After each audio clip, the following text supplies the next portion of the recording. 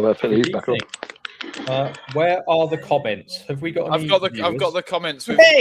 We've got 10 viewers. Right, Doc Green. I'm not just saying this because you're watching, Doc. I'm saying this because it's true. You are so reliable. Whether it's a PFK forum person, a club person, a viewer of this show, Chris Green is incredibly reliable. Evening, Mark.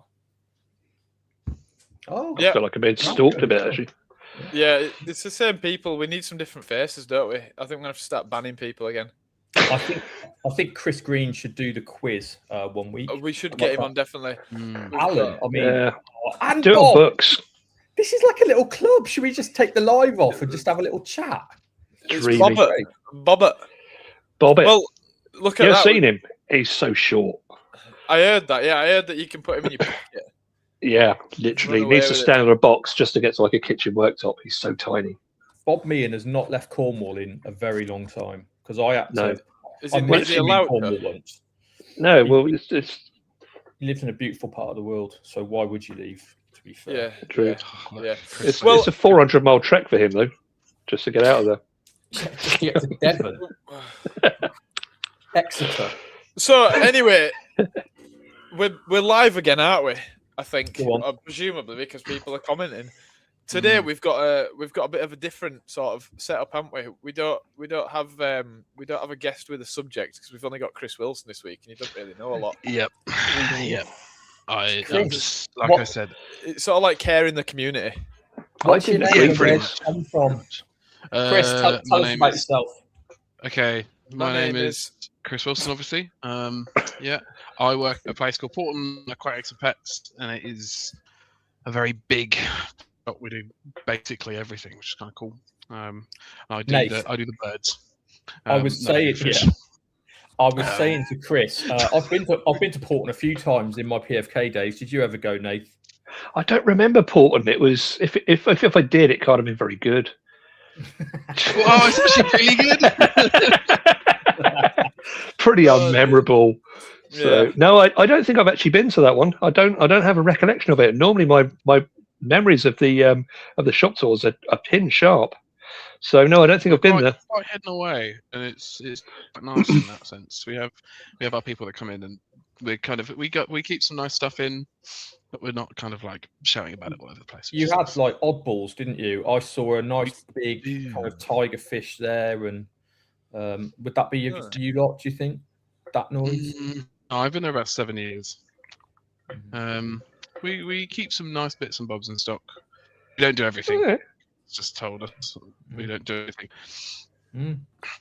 Was it Jez? Was it a bit like Dillywoods? Do you remember Dillywoods down in Kent? No. Was it Kent or was it Essex? No, nothing like that. No. Well, okay. no, I don't know Dillywoods. Is what I'm saying. You don't remember Dillywoods with the? They had so much amazing stuff there as well. I actually don't think it's there anymore. I think it might have gone under.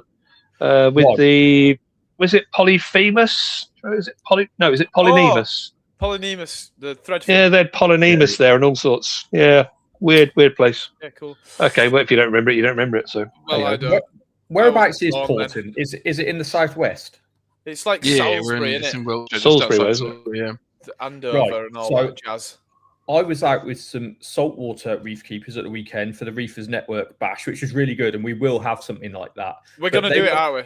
They were mentioning shops in the southwest that aren't there anymore, and I was horrified. Southwest Marines just hemorrhaging shops. Reefs, gone. Yep. Obviously, TMC just packed up and left. Like there's nothing down there. It's we've just been hemorrhaging shops down here in the last sort of year or so, which is a shame, really. So it is. You're travelling so far now. Yeah, there's a discussion to be had there because I'd love to know what's happening with these shops. I'm only in a small place, a little sort of mom and pop style store, and we've never been so damn busy. I had to juggle my lunch with a water test and a customer at the same time. It's literally been non-stop from the moment those doors open till it closed. From a freshwater perspective, I think it's been really, really busy. I think marine shops, the thing they struggle with is that specialisation. Kind of they first open, obviously you get people coming in every week. Then that's 2 weeks. Then that month. then all of a sudden it's like, oh, I haven't been there in 6 months. Problem is that revenue slowed very sharply, and as a result, I struggle. We've got one near us which was worrying, but now they're doing it because it just works to keep. So you think it's a bit like boom and bust, the marine industry? It's like a big surge of interest initially, and then I think unlike the freshwater hobby as well, it's very internalized. There's a lot of kind of in between, because corals don't have the same like pet licensing that like fish do, vertebrate animals do. You can rate selling out of his garage, so kind of like it's killing itself slowly. But then you look up north and you've got some really big, really good shops, and it seems to be doing a lot better up there. So yeah, maybe it's a south thing, maybe it's a hobby thing in general, but yeah, certainly we're losing shops at kind of a rate not down our end, which is a shame. Scary times. Well, anyway, so today's episode, we're going to talk about ethics, aren't we? Ooh. We certainly are. We're going to talk now. Are we starting with that, or are we doing news and stuff first? We're going to do fish news. We're not mental. Of course, we're going to do fish news first. I just wanted to give a little bit of an introduction. That the idea initially was that we were going to sort of work an ethics section into each episode, but as has happened, we've had guests that have been so good, we've not had a chance to do that. So it's going to have to be a whole episode for ethics. It's not going to fit, by the way. We're just going to scratch the surface of this. There's so much. Yeah. We'd have to spend like an episode on deontology, an episode on utilitarianism. It's huge. I don't know what those words mean. Does anybody know what those? So you will. I'll explain it. Basically, while he worked at PFK, Nathan skived off to do a degree in philosophy, and now he's just going to flex with all these philosophy degree words. So go, Nathan. Big words. Oh no, I'm not. No. We'll get to that when we're doing the section. There's a little bit of background work we need to cover, because part of the thing with all philosophy is just understanding the language and the territory. So we're just going to get a couple of like key points down, and then we can build on it from there. Big word. But the other thing with philosophy, of course, is all philosophical schools are clashing with each other. There's no, if we're out to try and find an absolute hardcore, this is the right way to do it. It's like, well, they disagree and they've got really good arguments, and they disagree with them and they've got really good arguments. It just becomes a bit of a quagmire. I think what we need to remember, and certainly what the viewers need to remember, is that nothing that we're saying is to put the industry down, because we're all very pro-industry, and it's really important that we leave that caveat there. Well, yeah. Although, admittedly, after this, because I've been reading heavily for the last week, I've been refreshing through old textbook and stuff, and I'm back in that ethical wobble again. I have to admit, I'm back in that position of like, oh, bum, are we? I did worry about this. I did worry about it. But it's like that episode of Mitchell and Webb where they're suddenly they're the Nazis looking at their hats, and they're suddenly like, wait, are we the baddies? I'm sort of there, like, with so much stuff I'd forgotten. That conveniently I'd forgotten, and I'm like, oh, bum. Some of the things I do maybe are a little bit questionable sometimes. So, we'll explore that. Let's explore that. Let's explore it. Shall we do some news? I think we should do some. Let's do some news then. The newly discovered 12mm long fish makes a noise as loud as a pneumatic drill. Marine researchers were out looking for sharks the other day off the Canary Islands. A massive halibut fish weighing over 200 kilograms. Why are you called fish? You teach him to fish. You give him no. Fish news. Okay, so don't get old. Let's see if we can.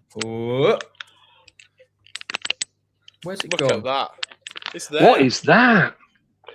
Well, hang on. I can't see it. Why can't I see it? Well, I can see. I can see Perillina, Acasis, Hyphisobricon. Why can't Can you not see that? What have I done to You've myself? gone blind. I've added it, and now I've blinded myself. Hold on. Let me try that again for you. Go on, Max. Can you see it now? Nope.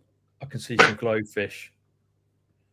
Cancel. Oh yeah, I can see it. Oh, which is good because I made it. So yeah. So this week, Jeremy made this beautiful piece of artwork Yeah, look out, graphic designers. Encapsulates all the new fish this week. Yeah, we thought it'd be quicker and easier, and it's got the names as prompts, which helps. So let's start with. I always do it in reverse order. So this is from Monday last week. The first one, Achysis pacilurus, which is beautiful. A new species of Asian bumblebee catfish is described from the Lenya River drainage in southern Myanmar. This represents the 8th species of Achysis recorded from Myanmar. What do we think, chaps? Love it, but it's pleasant. It's pleasant as hell. Well, I've got Achysis in there, so I'm biased. I love Achysis. They're amazing fish. Resilient little swines as well. I think they're quite pretty. I like the stripy pattern. I think it's actually quite unique. Is that a preserved one, or is that still live, do we think? I think it's preserved. Because my image is very small. I think it's in death. I mean, habitat, are we talking hill stream? Are we talking leaf litter? What are we thinking? I don't know. Probably both. Yeah. They bury us out, these guys. They like to get into the substrate. What do we give it out of 10 in terms of aquarium? What's the word? What did we use last time? Sellability, viability, commercial ability. Beautiful word. I'm going to give it a 3 because a new person will buy it and just kill it. Or they won't even see it. Speaks into the ethics. I'm going to take the side of the fish nerds, and I'm giving that a solid 8 straight away. Yeah, I would have gone 7. I'm going 5.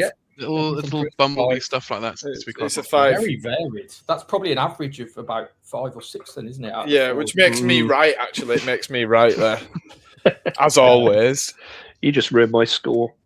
Is it 50 mil full size? Don't know. It's not very big, is it? It looks like that based on the measurements. It looks like a 50 mil total length, perhaps a 40 mil standard length. Yeah. If that's indeed an adult. Yeah. I mean, none of them are particularly giants, are they? They're all quite small. They're all small. Okay, the next one. Moving on. Hyphesibrycon pastanae. I like this. I like this a lot. It's beautiful. It's a classic archetypal. If you said draw me a Hyphesibrycon, you probably would draw. I'd draw that. That's exactly what I'd draw. Before it even was discovered.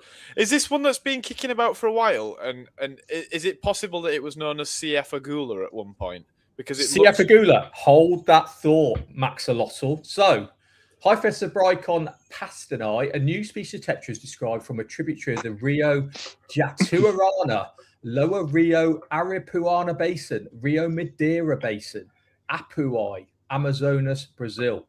The new species is part of the Hyphesibrycon agula lineage. Lovely. With DNA barcoding indicating it is closely related to Hyphesibrycon erici and Hyphesibrycon ribeiroi. Okay, yeah. So, yeah, it's beautiful. It's a nice fish. Looks easy to breed as well. I bet it's easy to breed. I mean, has it been in the trade before? Probably. It's probably been somewhere. But it has. These little things come in all the time, and it's probably never even been a full shipment, but it might have been a 1 or 2. Yeah, just be bycatch. They've sold it as like beautiful unicorn rainbow tetra. Or black neon tetra. Black neon potentially, yeah. Red and black neon tetra. I like that though. It's beautiful. What gets me? A roulette tetra. I'm still staggered by how many nice tetras are coming out of Northern South America. Like, 10, 15 years ago, I thought that was it. I thought they won't find any more. It dried up and the Asian stuff was coming through. And I just thought, no. But there are some real commercially viable, popular, colourful, lovely fish coming in every year. And it's amazing. Do you remember that period of time where, was it the Rio Araguaia that was just an absolute minefield for new Hyphesibrycon? It was like you get Wadii, Melanostykos, species blue ribbon, Cyanotania, all of those geezers, and they were just coming out by the handful. Yeah, it was fantastic, but that's kind of slowed down a little bit now. Yeah, so that's a lovely tetra, and I'm going to get myself some wild fish, and I might do a kind of so they'd be right up my street.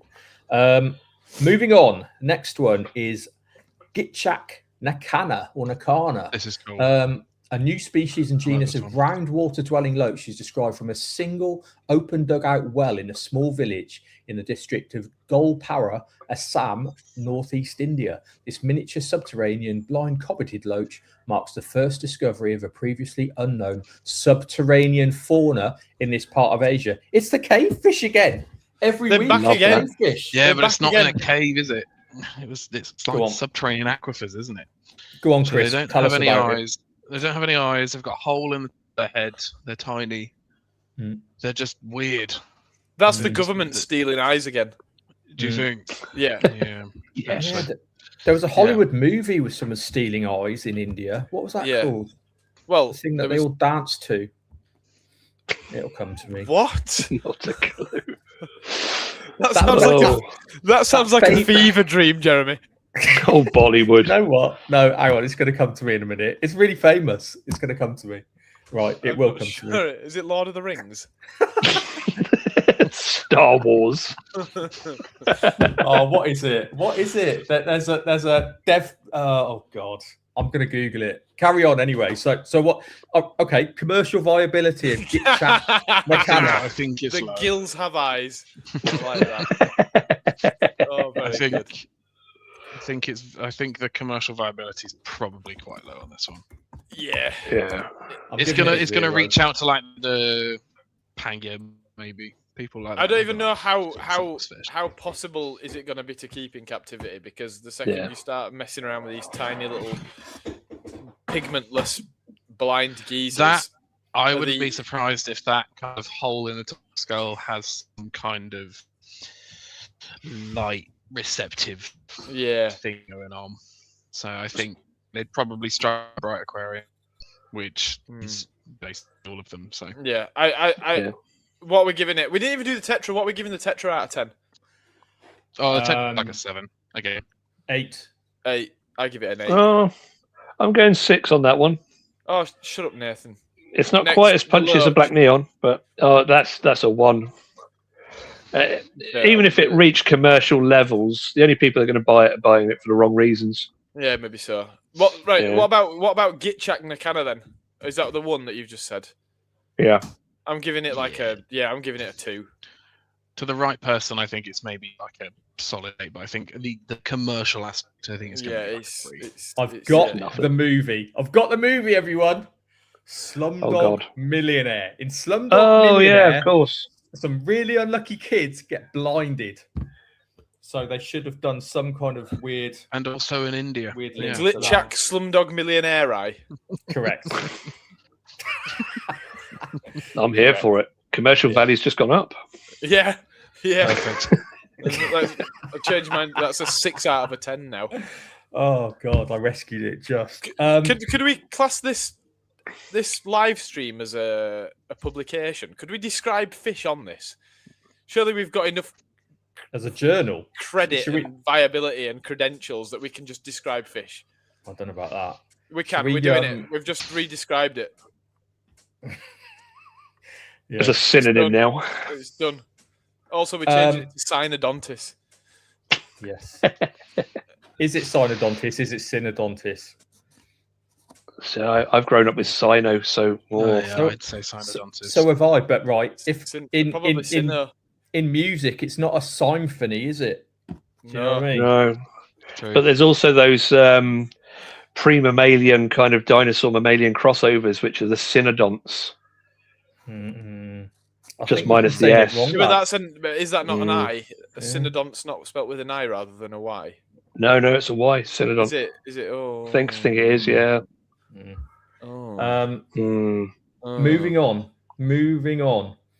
Pyrrolina punctata. That's a proper scientific name. Punctata. Love it. Yeah, spotted. It's actually describing what it flipping looks like. Yeah. Yeah. What does pyro means fire, doesn't it? But what does Lena mean?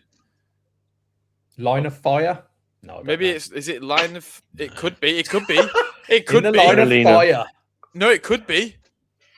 If anybody knows what is the etymology of Pyrrolina, Stephen Grant, you're in the comments. What's the etymology of Pyrrolina? Don't Google it. Don't Google it. PYRRH is usually fire, right? Fire, yeah, perinotus and so on. Yes, exactly, yeah, and cool. all of that jazz. So I want to know what that is. Anyway, what do we think of Pyrrolina punctata? It's not. Hang on. Shall I describe it first? A new species of tetra is described from the Rio Tigre and its tributaries, itself a tributary of the Rio Maranon in Peru, previously referred to as Pyrrolina species Mojorita in literature. In addition, the occurrence of Pyrrolina spilota in the Madeira Basin is refuted, as the registers were based on misidentifications of Pyrrolina vittata. Oh. Yeah, so I remember I did an article for Nathan on spilota. Yep. And when I was researching, you'd look through quite a few things and kind of, you got like a few outlying kind of recordings of them being collected. Of them being collected like hundreds of miles away. But yeah, so I think a lot of it was just misidentification. So yeah, but this is a nice fish. This is a really nice fish. I'd like to see if it behaves in a similar way to. Would anyone like to buy me the tetra and the Pyrrolina? And I promise to keep it for them, only in my tank. How's that? Should we set up a GoFundMe? Yeah, let's do it. Moving. Oh, should we give it a? Hold on. Alan said I have spilota, but he might not have spilota, right? What thickens? Like gravy. Like gravy. Like cold custard. Should we give it a mark out of 10? I'm feeling it for small South American Carasons tonight, so I'm going to give it a 7. Yeah, I second that. A nice kind of fairly kind of densely planted tank, I think. Oh no! I'm going to drop off to 6 because I reckon it can be a bit bitey. Really? I'm going with 6 as well because I reckon that's got trouble written all over it. Yeah, I reckon it's bitey. Albeit in Morse code down the side, but yeah, that's trouble. Is that actually Morse code for trouble? Possibly. Yeah. If anybody knows Morse code in the comments, could they tell us what the tetra says? I'd genuinely be really interested to know. Well, lads, talking of bitey, next door we've got a Leprinus or Leprinus maxicali, named after Max Pedley. A new species, congratulations. Anostomid is described from tributaries of the Rio, I can't even say this, Jequitinhonha Basin in eastern Brazil. The discovery of this small-sized anostomid adds to the growing evidence of high levels of endism and conservation concerns in eastern Brazil coastal drainages. Yeah, it's another small one, isn't it? It's like 12 centimeters fully grown, I think. Yeah, I think. Is that all? Yes. Oh, that's quite funky. It reminds me of what's the Tomaculatus, is it? Or Multimaculatus? Yeah. And a lot of them carry that very similar like the strawberry one.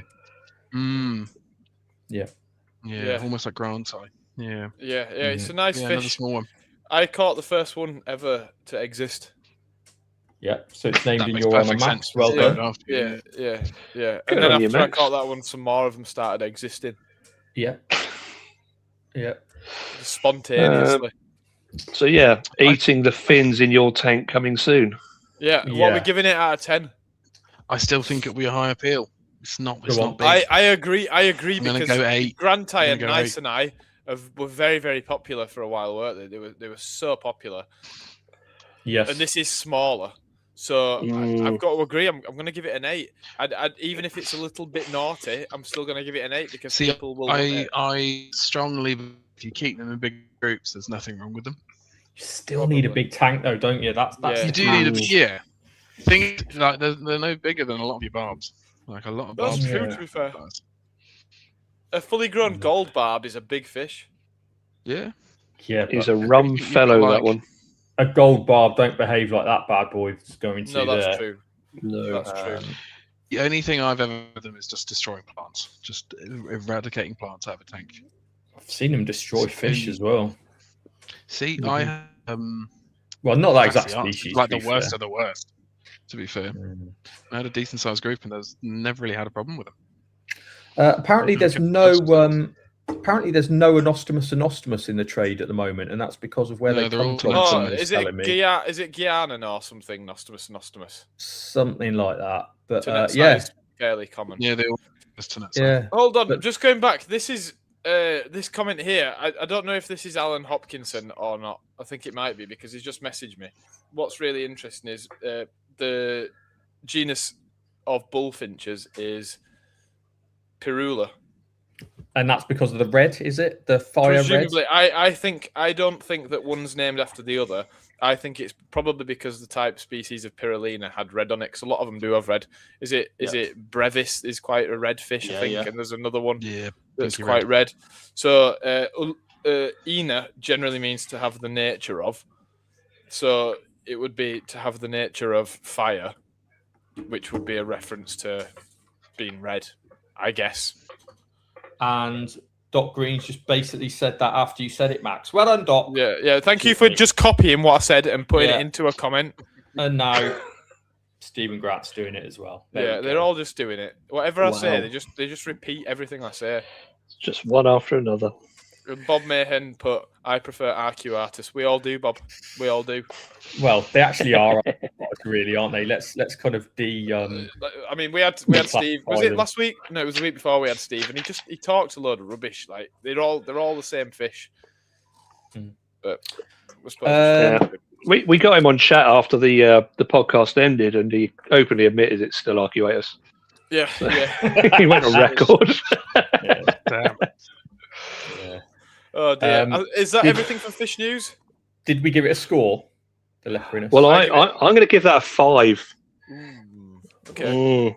Again, I think it's going to end up in a lot of the wrong tanks for the wrong reasons. Yeah. I'm going to go high again. Go on. I'm going to go sort of 7, 8. Lovely. I'm going to go like 4 because with my past experience of working in a shop recently, that's just going to end up with some convict cichlids or something. Do you know what I mean? Yeah. Like it's just this not poor fish, but it's just like, that's fundamentally a high viability from a commercial aspect. Well, those people want to buy them. Yeah. Agreed. So they're going to come in those red fins. Well, look, can we just have a very quick discussion about something related to that? So we're talking about the aggression levels on those things and how nippy they are. This is more for Jeremy, because I don't think Max has been around long enough to have observed this in real time. Max, Jeremy, would you agree that there's been would you say that compared to, say, 35, 40 years ago, fish aggression now in some species is markedly different to what it was then? Markedly different now to what it was then. There's some fish that we've almost bred the aggression out of. Better splendens. Do you know what I mean? Classic one. Firemouth cichlids. I remember when firemouths, you even walk near their tanks and they would flare up through the glass at you. Nowadays, they're just wusses. And even Jack Dempsey's, a more recent one I've noticed as well, paradise fish. If you remember paradise fish back in the day, you put 3 or 4 of those together in a tank. In a week, you've got one. And then you've just got... Yeah, the first batch of paradise fish I ever got in, and they're one of my all-time favourite fish, by the way, ate all the eyes of every single fish in the tank. And evil. Absolutely evil. Is it possible? Is it possible there's paradise fish living in a well in India? Maybe. Eating the eyes of a lurch.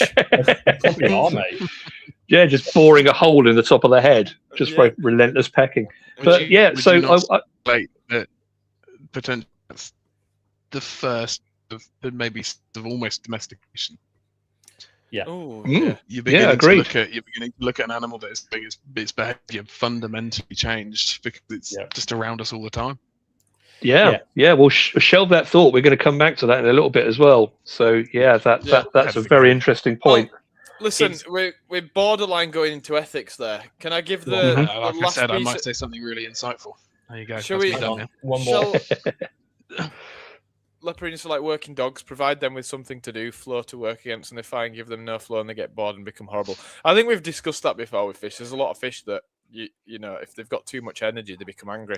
Things like Nodus borkai, the blue tetra, which apparently lives in rapids, and that's why when you put them in a tank, they just swim with absolutely no aim and batter everything. There's loads of fish like that. Yeah, there's loads of fish like that. I think Chris Lee's absolutely spot on there, and he's not usually spot on. but he is there. So true. So true. Anyway, I've got to work with him. So. I've got another little nugget of information. So obviously, I have a weekly catch up with POTUS, Donald Trump, before we go on the stream. Go on. And this week, he's given me a little bit of insight into why the States did what they did to Iran. So I'm just going to show you. He gave us this little soundbite. We have invaded Iran to save Lorano Sikla. Yeah. It's definitely him. So he contacted me a couple of weeks back and he said, Max, Iran Sikla, it's not in the trade. We're worried that the Iranians are going to destroy it, and that's why they've basically gone to war with Iran. So and do you know what made him look into it? He was watching the show, and he he is. Donald, if you're in the comments now, just drop a line, please. Let us know. We still need to send him that T-shirt as well. He's the guy that won it. Yeah.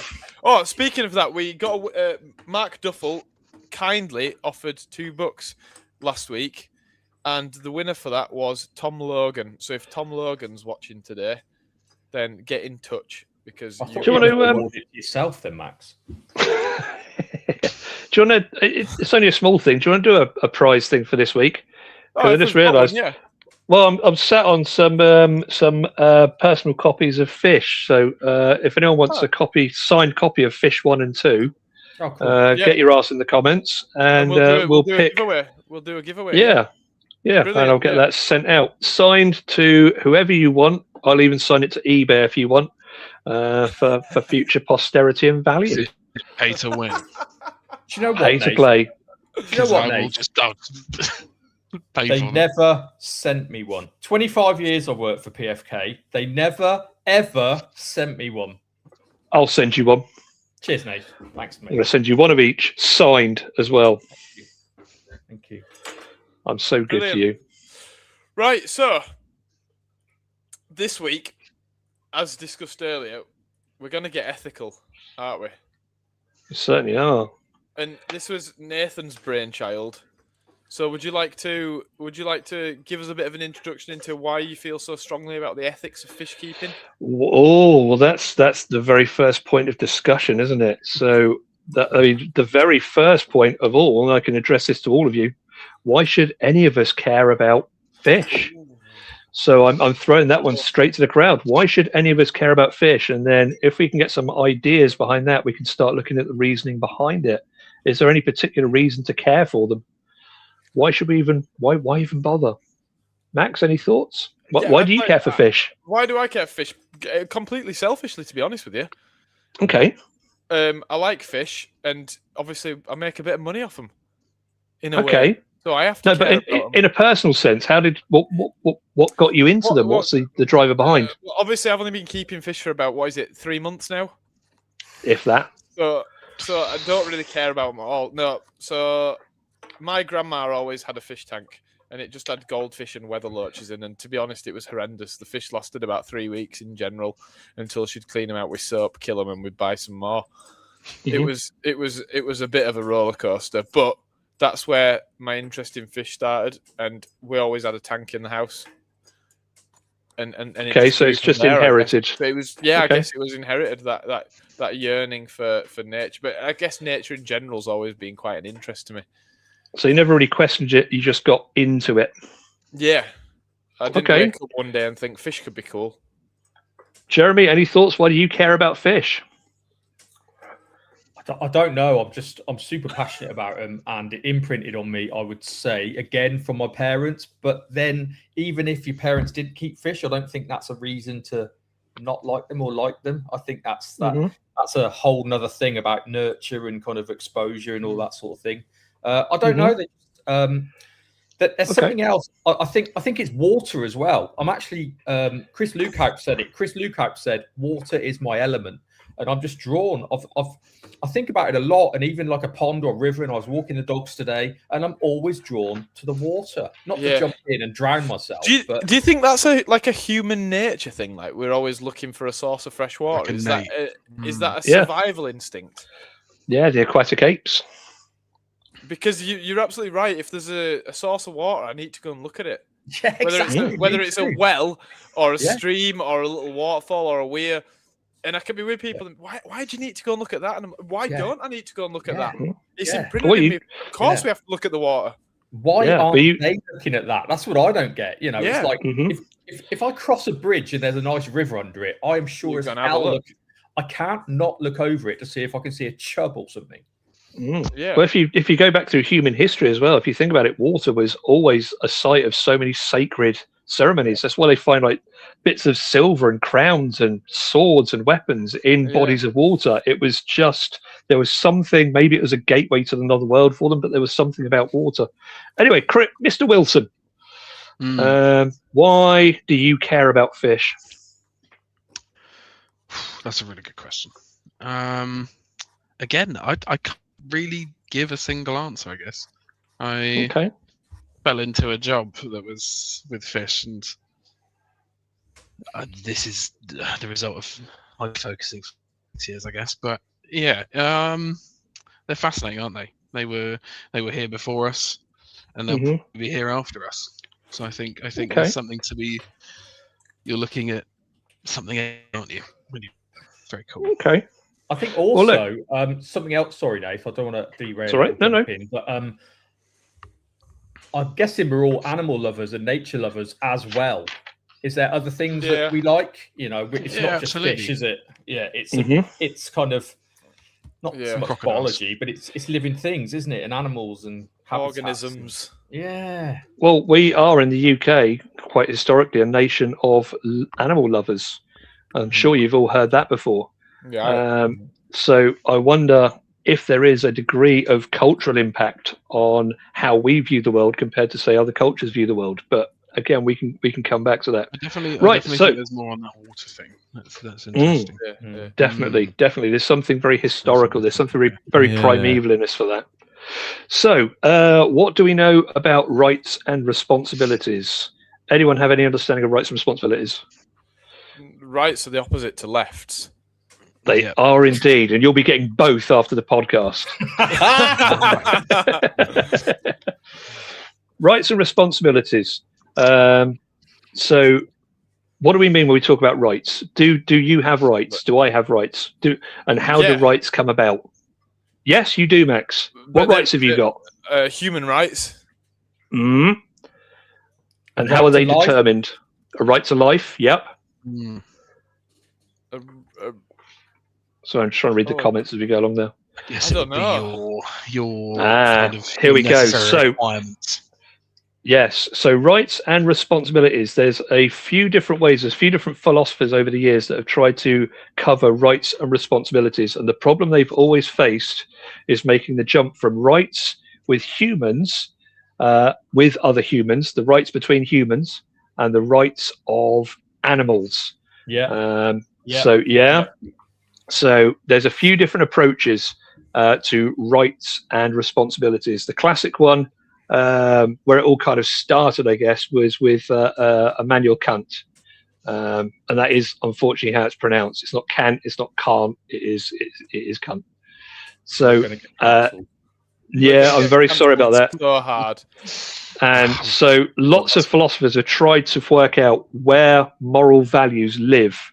So how do we find morality? Because you don't just pluck morality out of the air. So Kant had a really good stab at it, and he came up with what he called the categorical imperative back in the day. Okay, so it was based on 3 particular maxims. So let's take a few notes here to even remind me what the maxims are. So the first one, every person is to behave as though every act is a universal law.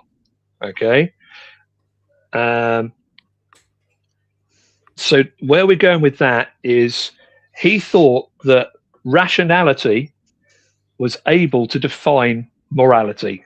Okay, so if something was rationally good, then it followed that it was morally good. Okay, and if something was rationally bad, objectively bad, then it was also morally bad. So the way he worked this was, you have to think of a world where everyone is behaving exactly like you to decide whether that's a good thing or a bad thing to do. So if you, Max, decide you're going to keep a fish, and when you get bored of it, you're going to cut its head off. yeah, just to get rid of it and get a new one. Yeah. You might think that's okay for yourself, but he basically directed that you've got to imagine a world where every other person on the planet does that all of the time. So everyone on the planet is buying fish, get bored of them, cut the heads off, throw them away. And if that's a bad world to live in, then that is morally wrong. So he basically decided that that's how he worked out moral rights and moral wrongs. Right. Yeah. Yeah. So that was his rights. The problem with that is it doesn't work well, particularly with fish, because fish don't behave in the same way as humans. Okay. But we had further people trying to develop the idea of rights and responsibilities. So when you've got a right, if you have a right to freedom, yeah, that also comes with responsibilities. You can't take the piss out of your right to freedom. So there are certain things you've got to toe the line for. Yeah. Is this making sense so far? Or am I getting? No. Do I need to drill down into anything? Yeah. Yes. It's making sense. Okay. I'm not very clever. Okay. So the rights-based approach in animal philosophy has been tried by a couple of people, and frankly, it doesn't work that well. It doesn't carry for me. So there was one guy, Gary, either Francione or Francione, I can't remember how to pronounce the name.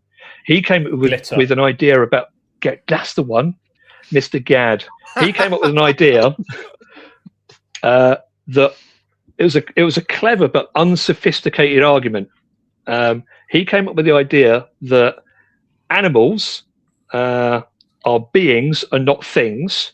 So way before this, people just viewed animals as things. Descartes was a big problem for that.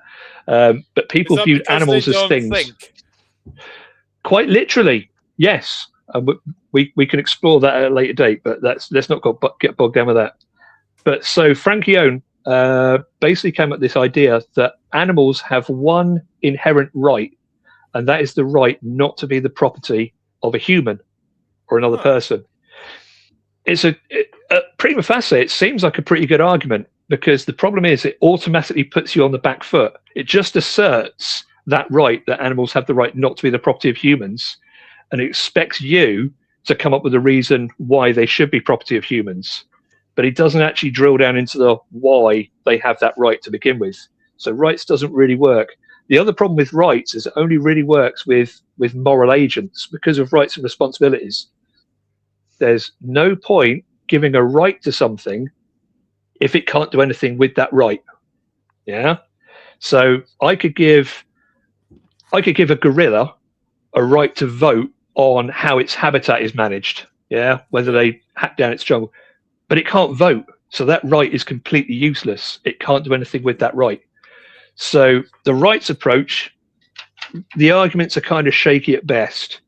So instead, we're going to go with yes. That is the main argument for PETA as well. Yes, it is. Rights organization, animals have the right not to be kept. Not to be imprisoned, not to be eaten. That is the whole PETA greater argument. Yep, it's like an abolitionist, completely non-interventionist association with animals, which is great, but it just basically means we ostracize ourselves entirely from the natural world. We can't have any interaction with it. We've got to leave the whole world as it is and go and live in clouds. And not even pump out CO2 because we're affecting the habitat. It's a very extreme, absurdist kind of consequence. So, seeing as I'm unethical fishy man, just quick, do we not think that rights are on the understanding of some form of sentience?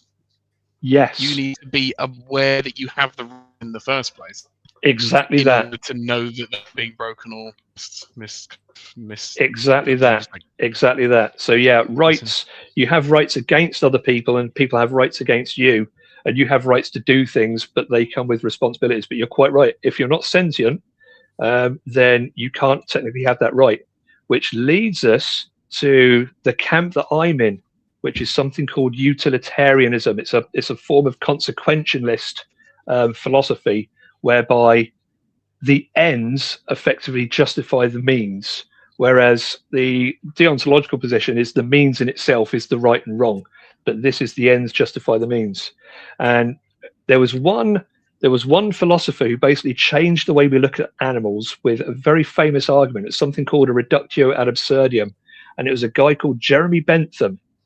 And what he did was he compared the likes of, say, horses, cats and dogs, which were, in his mind, relatively sentient animals. These things were able to move around. They could avoid pain. They could go to food, etc. And he said, well, these things have more sentience than a disabled child or a newborn baby that doesn't have that sentience, yet we care for those equally. Yeah, we care for, if you've got someone in a permanent vegetative state, so someone who's literally in a coma, can't move at all, we still care for them as though they are a human, even though they're outside of that moral agency. Okay, so Jeremy came up, or Mr. Bentham came up with a brilliant reductio, which was simply, the question is, can they not, it's not can they reason, nor can they talk, but can they suffer? And this is what utilitarianism is based upon, the capacity to suffer.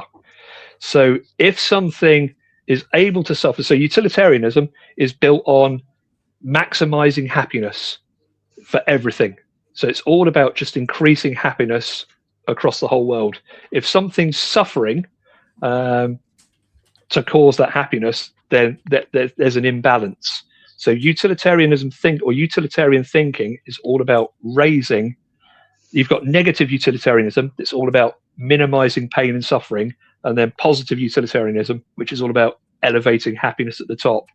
And where we're looking at from animals is minimizing that suffering. So the core question we need to get to, if we work out that animals are worthy of some sort of respect, is can they suffer? So that is the big question. Can they feel pain? Yes. And there lies the problem with fish, in that they don't yelp like my dog would if I tread on my dog. They're silent. Exactly that. That's that gap, isn't it? So, like, yeah. So, Chris? Yeah, nice. This feels like a slippery slope. Yep. Because I feel like you can begin to put almost the entire hobby into that kind of trope, I guess. You can look at almost every aspect and go, well, actually, and then fish keeping is just morally wrong, and then no one does it anymore. This is where I had my wobble. Oh, now Max has got his up. I just wanted to interject and say, on the subject of slippery slopes, before my grandma died, we put lard on her back. But she went downhill quickly after that. Jesus Christ almighty.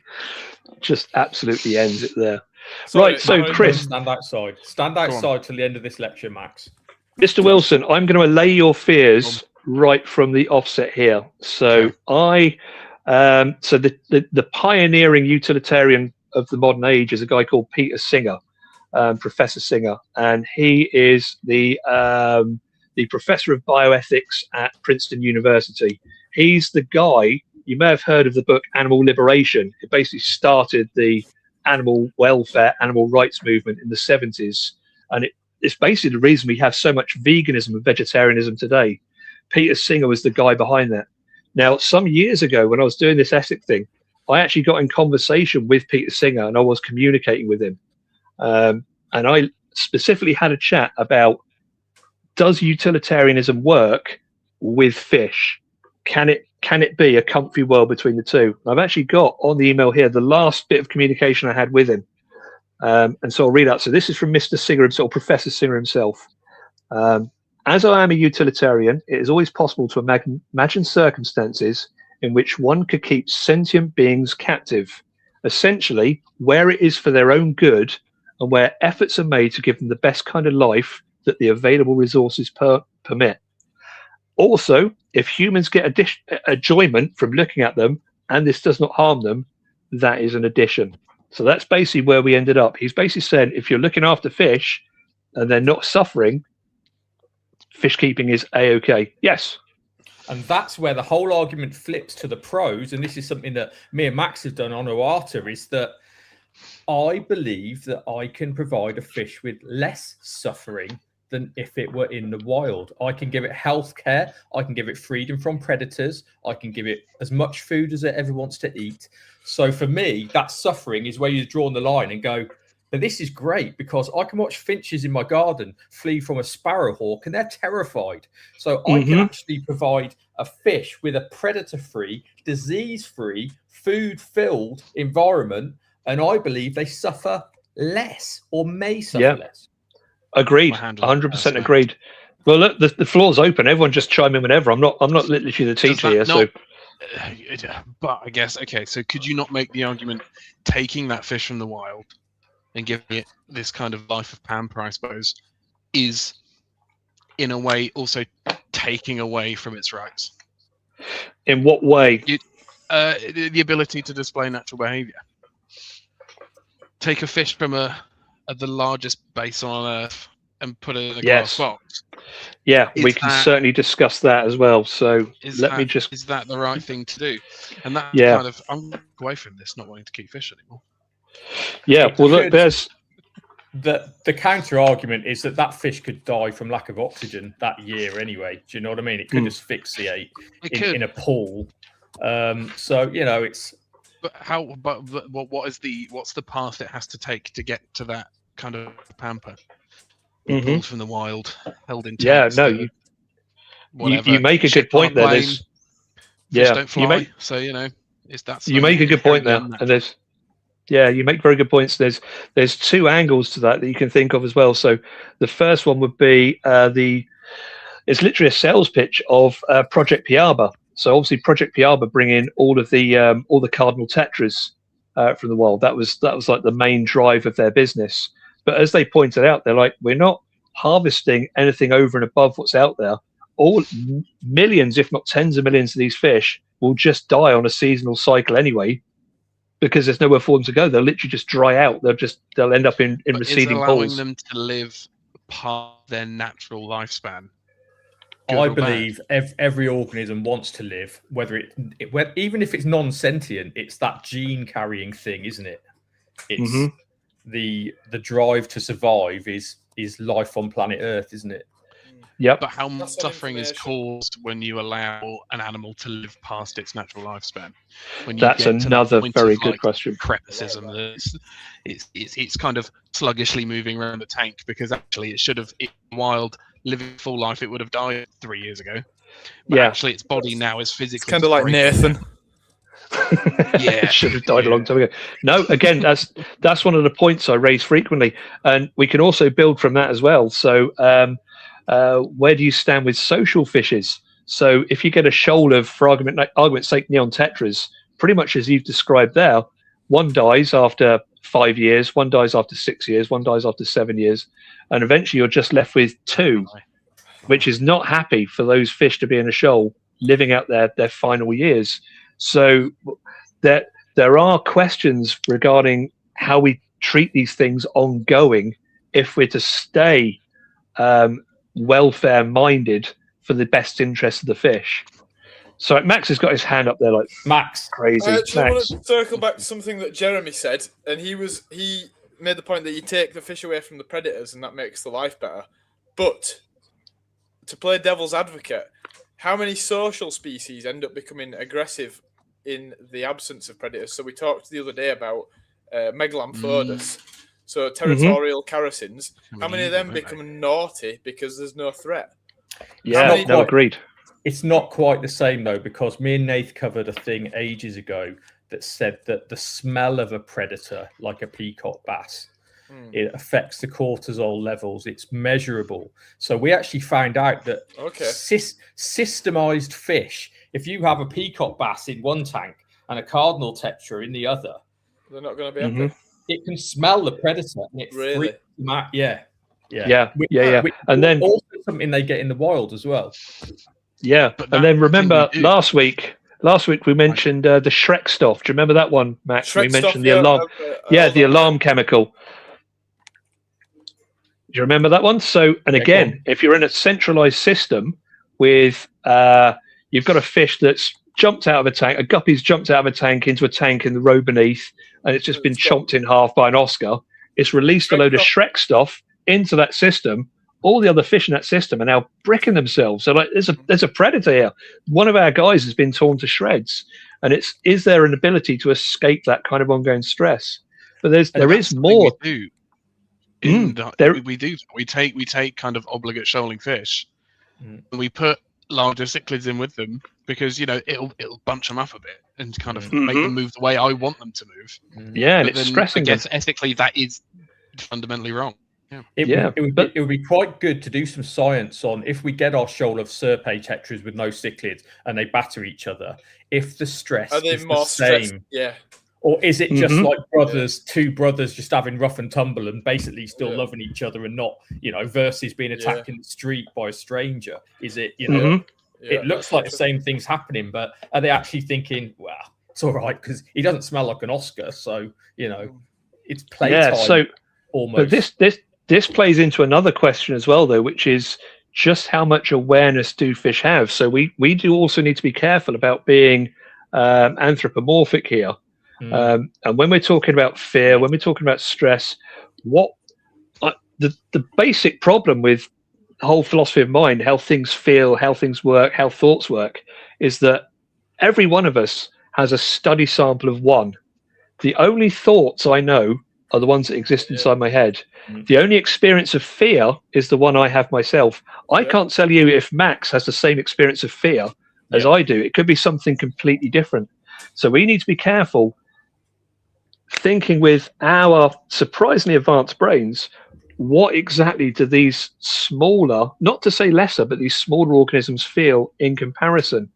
And that's where behaviorism kind of comes in as well. There's a lot of things we know from studying fish that express that they do possibly feel things in a way that's analogous to us, even though they haven't got the same brain parts. So one of the big arguments about fish pain perception in fishes, there was an argument by Rose, Diggles and all, that basically said fish can't feel pain. It's still a paper that persists to this day because they didn't have the right parts of the neocortex that the human brain uses to produce pain.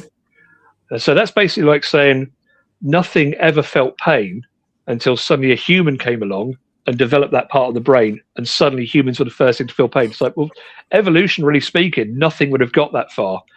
Everything builds on prior evolution. So even if it wasn't, are there analogous brain states within those fish that feel something analogous to what we would call pain? And the argument does seem to be yes. The science seems to show it. Yes, Max?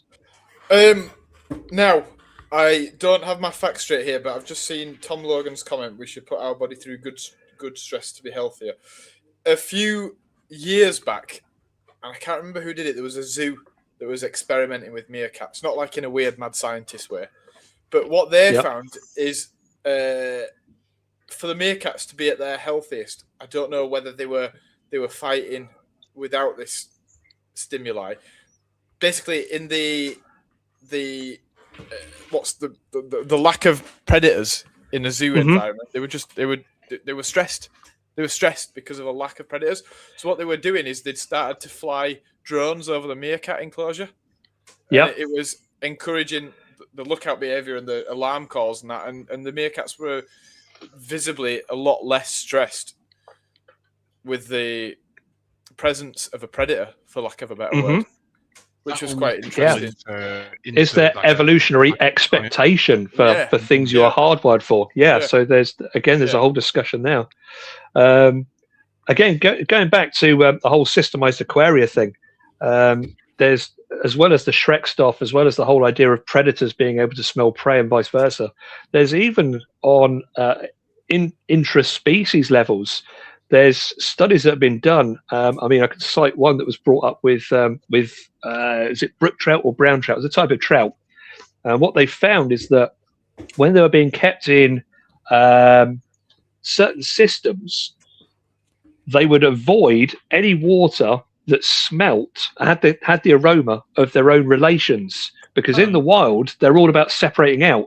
So what they were finding was if you release them, if you tag them and release them in the wild, so you've got like siblings, they stay as far away from each other as they possibly can. And the non-related ones will go up and live in that brook with that particular trout. And again, is that something that fish are being subjected to in systems? So when you've got farmed fish that are all related, they're all coming from the same batch. Does it stink? Do they absolutely hate the smell of each other, but they're forced to live together? Yeah. And again, there's that sort of behavioural thing again is keeping stuff how we want them to be kept. Yeah. I remember watching the Koji videos, and you see sort of cardinals and stuff, and kind of small, what we would deem these fish that live in massive holes, but you never saw them in groups sort of larger than 4 or 5. They never were. Same with discus. Discus are an interesting one, aren't they? Kind of, we catch them in the dry season when they're all stuck in a puddle and there's like 50 of them.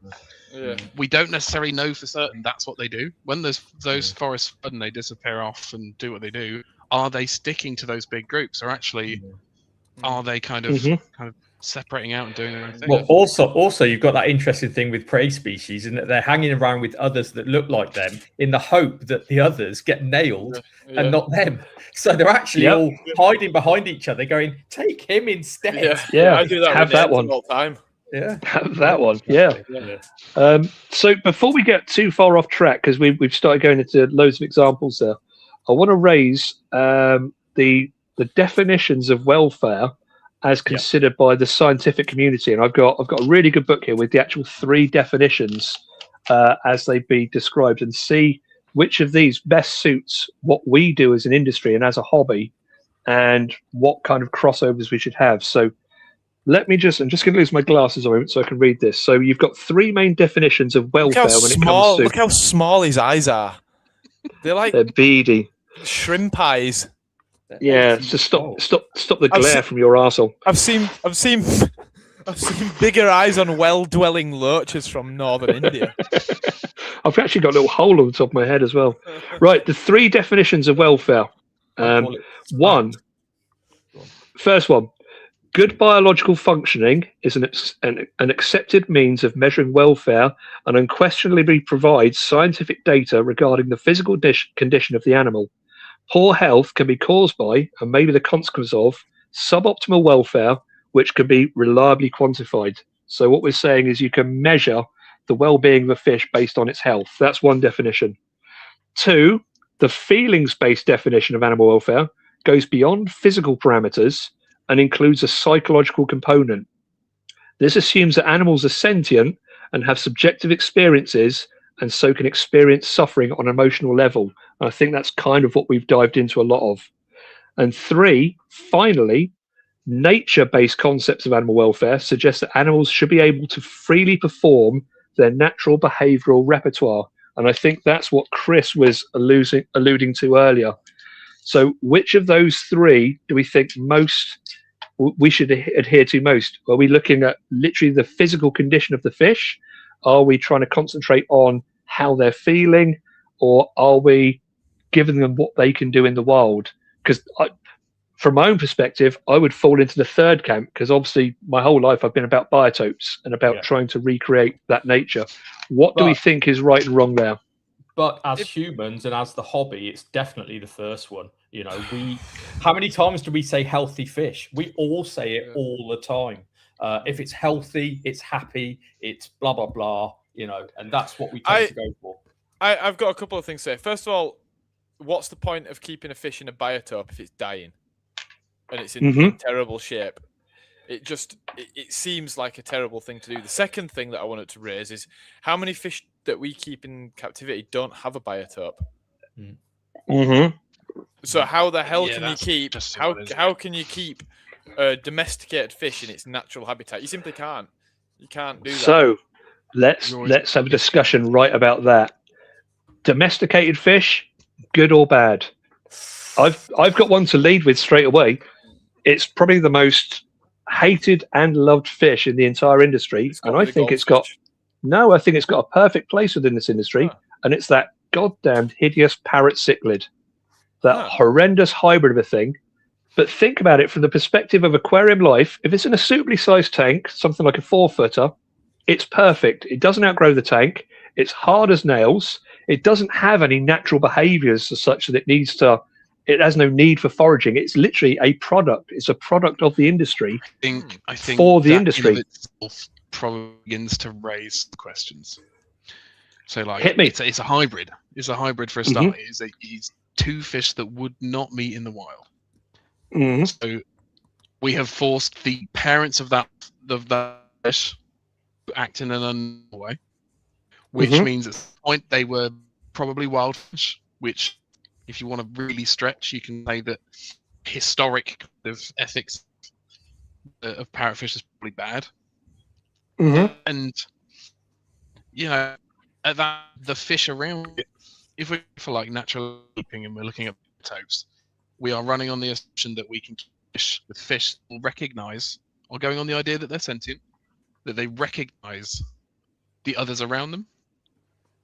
Whereas you take this kind of chimera, I guess, of sorts, place it into an aquarium with perfectly natural fish, they then cannot act naturally around that. No, agreed. Agreed. So, it's an alien. Yeah, an illegal. But is that hybridization just a fast track to domestication? So we know not all parrotfish are sterile, so you can breed from parrotfish to get more hybrid parrot. It's rare, but it is possible to do. Yeah. If you can keep that live without Look at it from the perspective of it keeps wild fish in the wild. Absolutely. Actually, that's good. What we're kind of shooting for.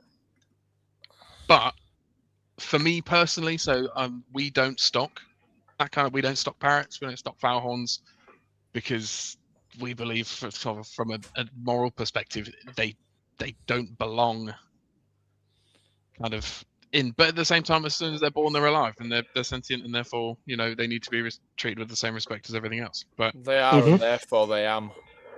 Exactly. I mean, I can make a weak equivalence. It's not good because there's a difference between hybrids and line breeding, but the end result is still domestication in both senses. I think we can draw a bit of a parallel between parrotfish and, say, a dachshund. That if we released all the dachshunds back into the wild now, they maybe last a few months, but they're just going to die out. They're a product for a purpose. I like this point a lot because... Let me see. Are you reading that? Yeah, that's brilliant. Right, go on, Max. Yes. So what I was going to say is, historically speaking, I have been a hybrid hater, right? A hater of hybrids. In the last couple of years, I thought to myself, why do I hate hybrids?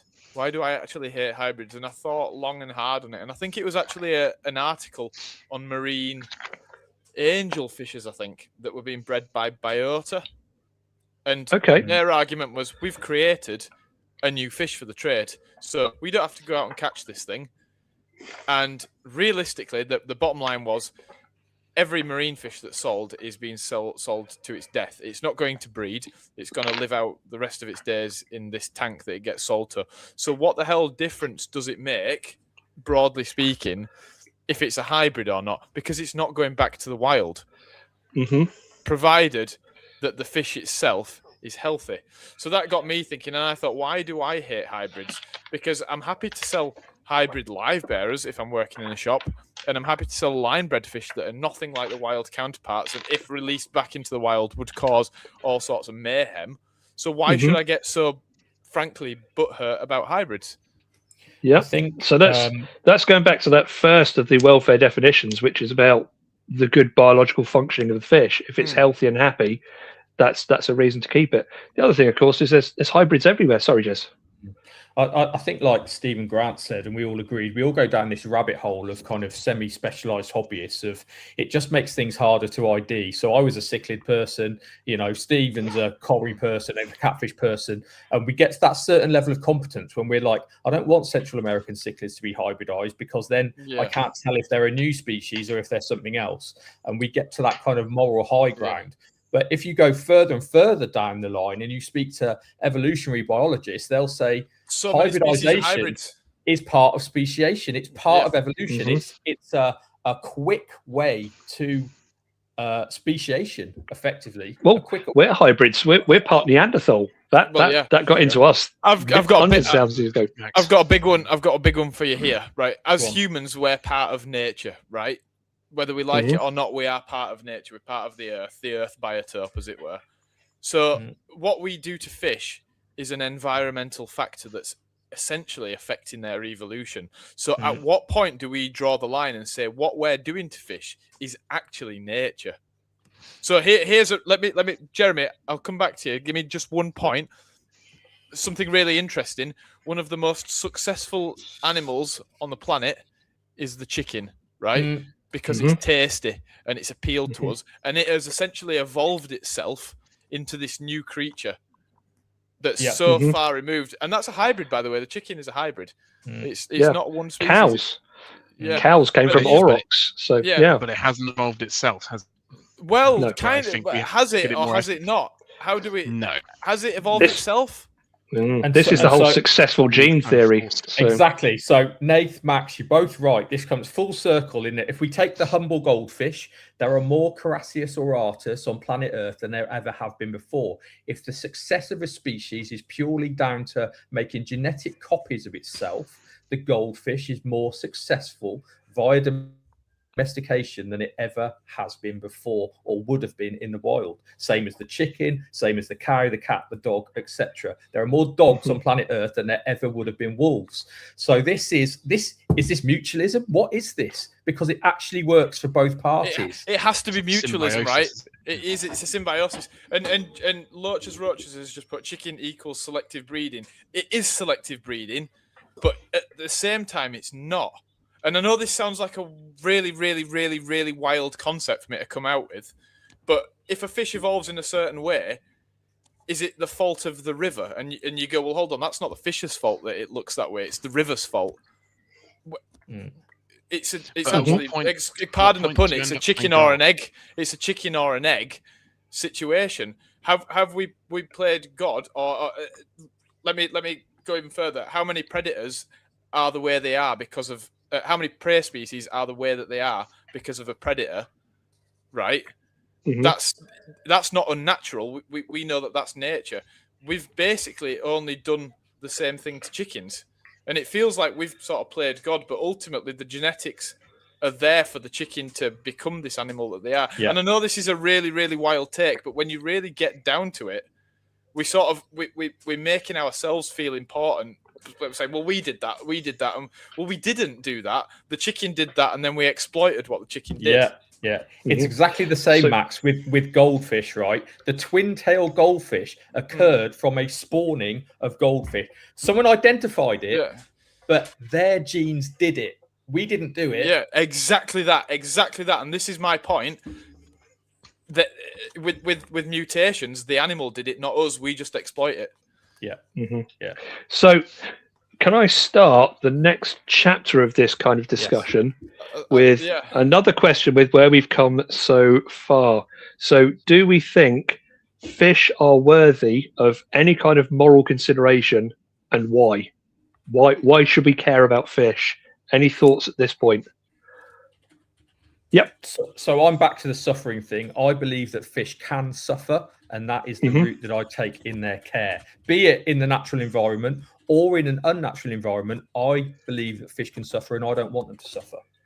Yeah, I believe Max? I've got the tools to help them. Sorry, Max, I was just replying to a comment. What was the question again? So, why should we care about fish? Do we have any moral responsibility to fish? Oh, he's so confused. No. Well, it's just a really hard thing to consider because I don't think we do. I don't think we do, but I think we like to play God and say that we do. And realistically, we've changed the world so much that we probably should have a little bit of responsibility.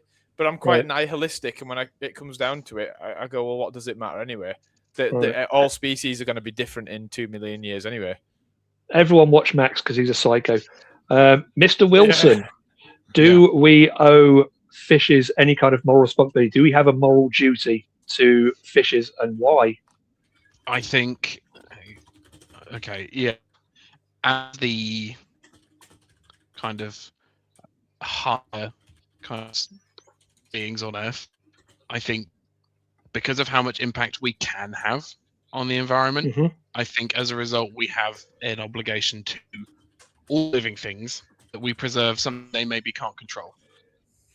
Okay, so quite a holistic kind of Yeah. Everything we do is the butterfly effect, isn't it? Everything we do has an effect somewhere else, and the more we multiply. I've been watching that Mightiest Rivers of Jeremy Wade, and that's really interesting. So he goes into detail about pollution of these rivers. Kind of, he's done the Yangtze, the Ganges were the two kind of the worst ones, and he's looking at the health of these kind of natural environments and how much of an effect we as a kind of an animal ourselves have on that. Like the Ganges, that it's like in lower levels, is just devoid of fish now because we've pumped so much pollution into it, and we've essentially killed it. And you have to go all the way up to the kind of upper reaches in the mountains to find anything that you would expect to find in a river of that size. So yeah, I think there's like a moral obligation to kind of keep stuff. Okay, so ex situ conservation of species in aquaria, until which time we can clean up the rivers, and so we can, as a very much higher organism, we can play our part in getting rid of them, but also restoring them. We've done that. We've just reintroduced Geneticus into the wild. We fixed it and we put them back. That's the capability of that kind of ethical kind of protection. Okay. But kind of with the other hand, you take away, don't you? So yeah.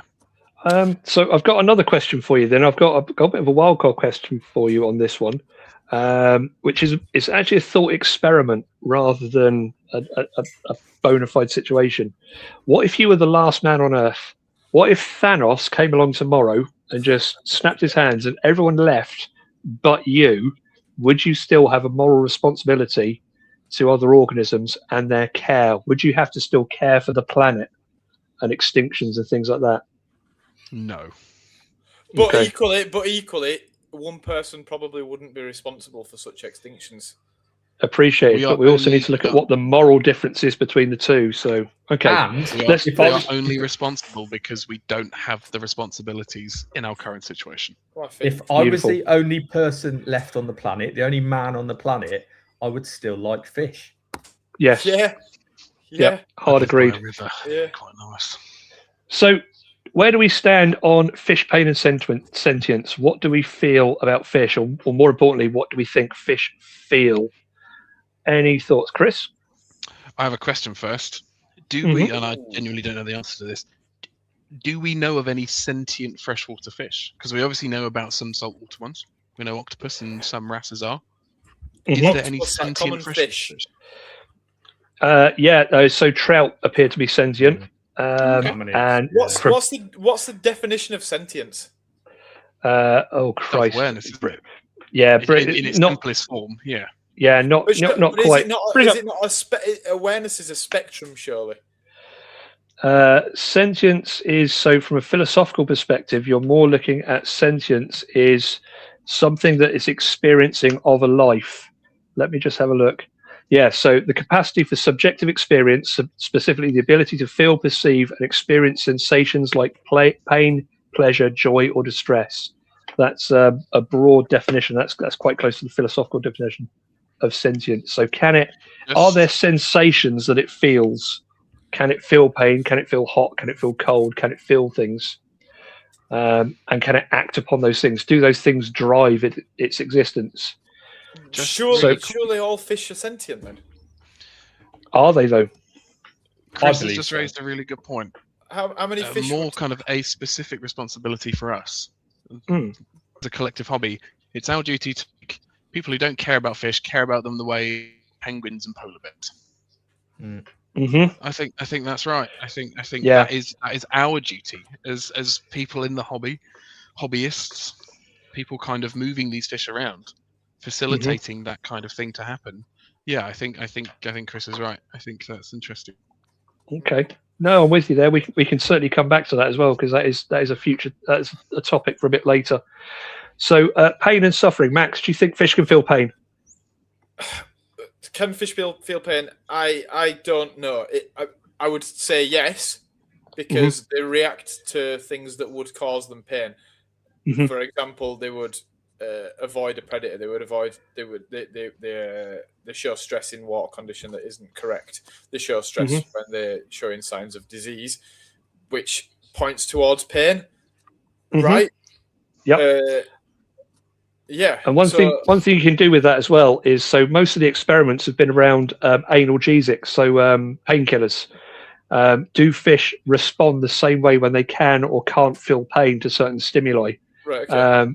And basically all the data says when they can't feel pain, they behave completely differently. So there's clearly something that's triggering that does appear to be an emotive response when there's a pain stimulus applied. So I want to brush past that one quite quickly, because I think we're all pretty much in agreement that fish do feel pain or feel something analogous to pain. Yes. What is the difference between sentience and reaction to a stimuli? The sensation. So reaction to a stimuli would be something like a thermostat. So a thermostat knows simply when to turn the temperature off, turn the heating off when it reaches a certain temperature, but it doesn't feel anything. There's no driver behind it. It's a purely mechanical response.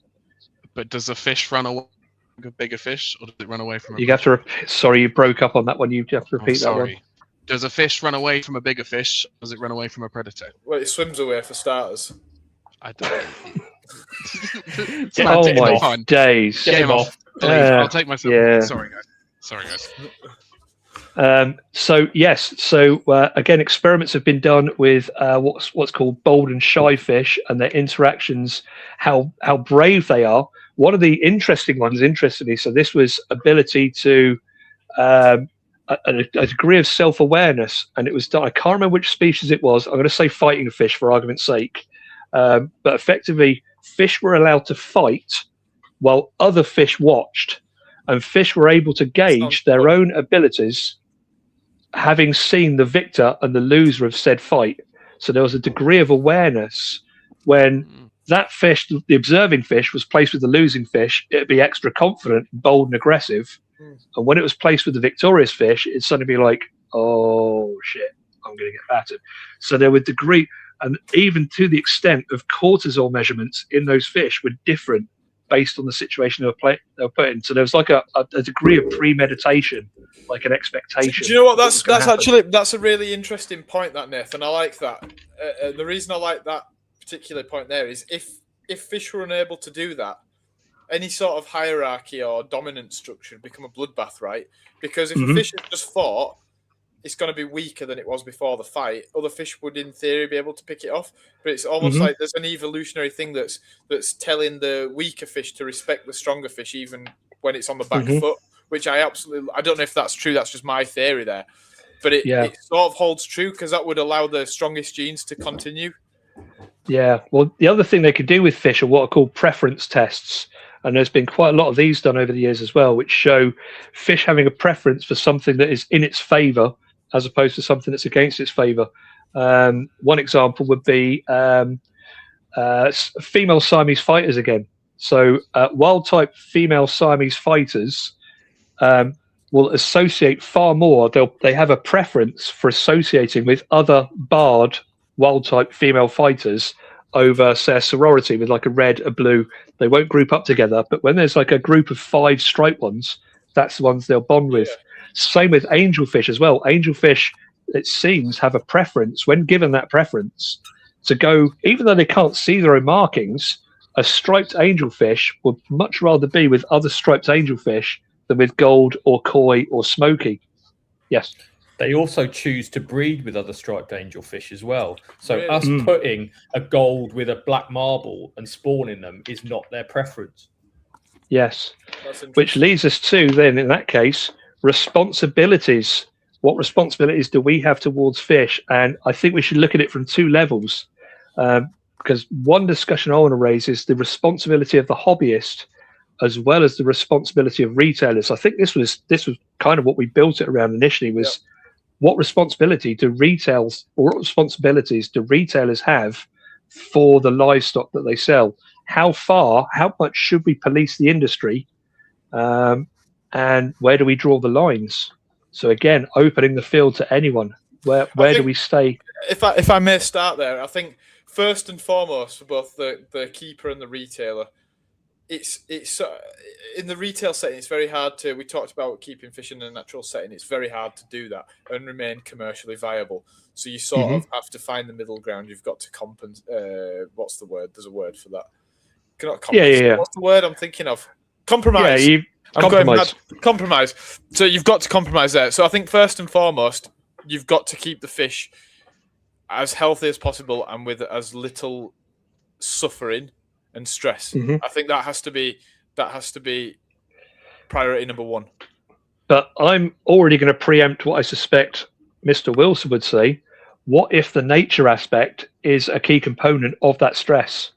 So if we're keeping fish just from the perspective of their health, say we've got a tank of zebra danios, but it's just 5 panes of glass, can they still express their natural behaviors? And if they can't, will that cause them stress? So is health itself just a good regulator of how happy a fish is? It's so tricky, isn't it? Because if you start splitting hairs and going right down to it, then the industry doesn't exist at all. That's why I'm having a wobble. Yeah, because a wholesaler simply cannot keep those danios in a natural setting and still be able to sell them at the price that the shops need to buy them for, to sell them at the price that the hobbyist or the fish keeper is going to then purchase them for. I think it's simpler than that, to be honest. I think it's just making sure you are ordering the right stuff. You see, I've seen shops last couple of years with stuff like arapaima and tarpon for sale. I mean, like, just if the easiest way to maintain some kind of like ethical boundary and some kind of moral kind of equilibrium is to make sure that you just take away the opportunity to do so in the first place. You can't put a brachyplatystoma in a fish tank and go, yeah, he's happy, he's healthy, except he can't travel the 2,000 miles he wants to travel when he goes to breed. But that's okay, don't worry about that. I see Max with his hand up there. Yeah, so here's a big one, and Nathan, we've spoken at length on this before. Fish, are they pets or are they livestock? Okay, now if we consider them as livestock, then size technically should never be a ruling factor as to whether we keep them or not. Because what is stopping the keeper from taking said brachyplatystoma that's not yet reached its migrational stage, because you're never going to have a tank big enough to keep it to that point. What's to stop the keeper taking the 45 centimeter catfish and going, I'm going to have it for tea? If you can minimize suffering and pain to that fish. And by the way, I'm not saying this is something I would ever do, because I'd love these. It's not something I would do, but it's only our human morals that are telling us we can't do that. But why? Because you're happy to eat a chicken. Yeah, there's a really good old anecdote about the crossover between companion animals and food, and it's the starving family that were stuck up in, let's call it Alaska, completely cut off from the world. They absolutely loved their pig, refused to kill it. So, but they were absolutely starving. They were going to die. The owner had to put the welfare of his family above the welfare of the pig, because he was closer related to them than he was the pig. So initially he cut off one leg to feed him, but the winter persisted. He cut off another leg. The winter persisted. Cut off a third leg. Winter persisted. He ended up just with a suffering pig on the floor and a fed family, but he still loved the animal, still felt he had a duty, because they loved this pig, to keep it in terrible conditions. So, yeah, at what point do we stop looking at it as something we've got a duty of care towards, and as food? I think so. Like that quite well. I think if you take that kind of understanding of, you have to, when you take the animal on, you are taking on that responsibility of care, that duty of kind of care to the animal. You should be striving to allow it to react, to act in a natural behavior. You should never buy an animal or keep an animal on the understanding that you're just going to get rid of it eventually. So, what does it matter? Or I'm just going to, if it gets too big. And I know that's quite an extreme example, but you buy that we'll keep with the bracky because that's a good example, I guess. You take that animal and you go, I am going to look after it now, but I know full well I cannot offer it the kind of natural behavior it needs to show. That's where the retailer needs to step in and just not order it. Don't bring it in the first place. Yeah. Because someone is going to try and buy it. I think there was, I can't remember what it's called. There was a shop I saw, what are they called? Black barbs. Giant black carp. Catlocarpia. Catlocarpia, sinensis. Yeah. It was like a 200-pound fish. Like that's bigger than most people. That's crazy. They're just flogging them on as babies. You know, they're black and they're cool. Yeah. So you buy them. Yeah. I'm with you, Chris. I don't think if I was still wholesaling, I just simply wouldn't bring these fish in. But I still stick to my thing of if and coming back to you said a person might go, well, at some point I'm going to get rid of the fish. For me, that's infinitely worse than a person going, well, at some point I'm going to eat this fish.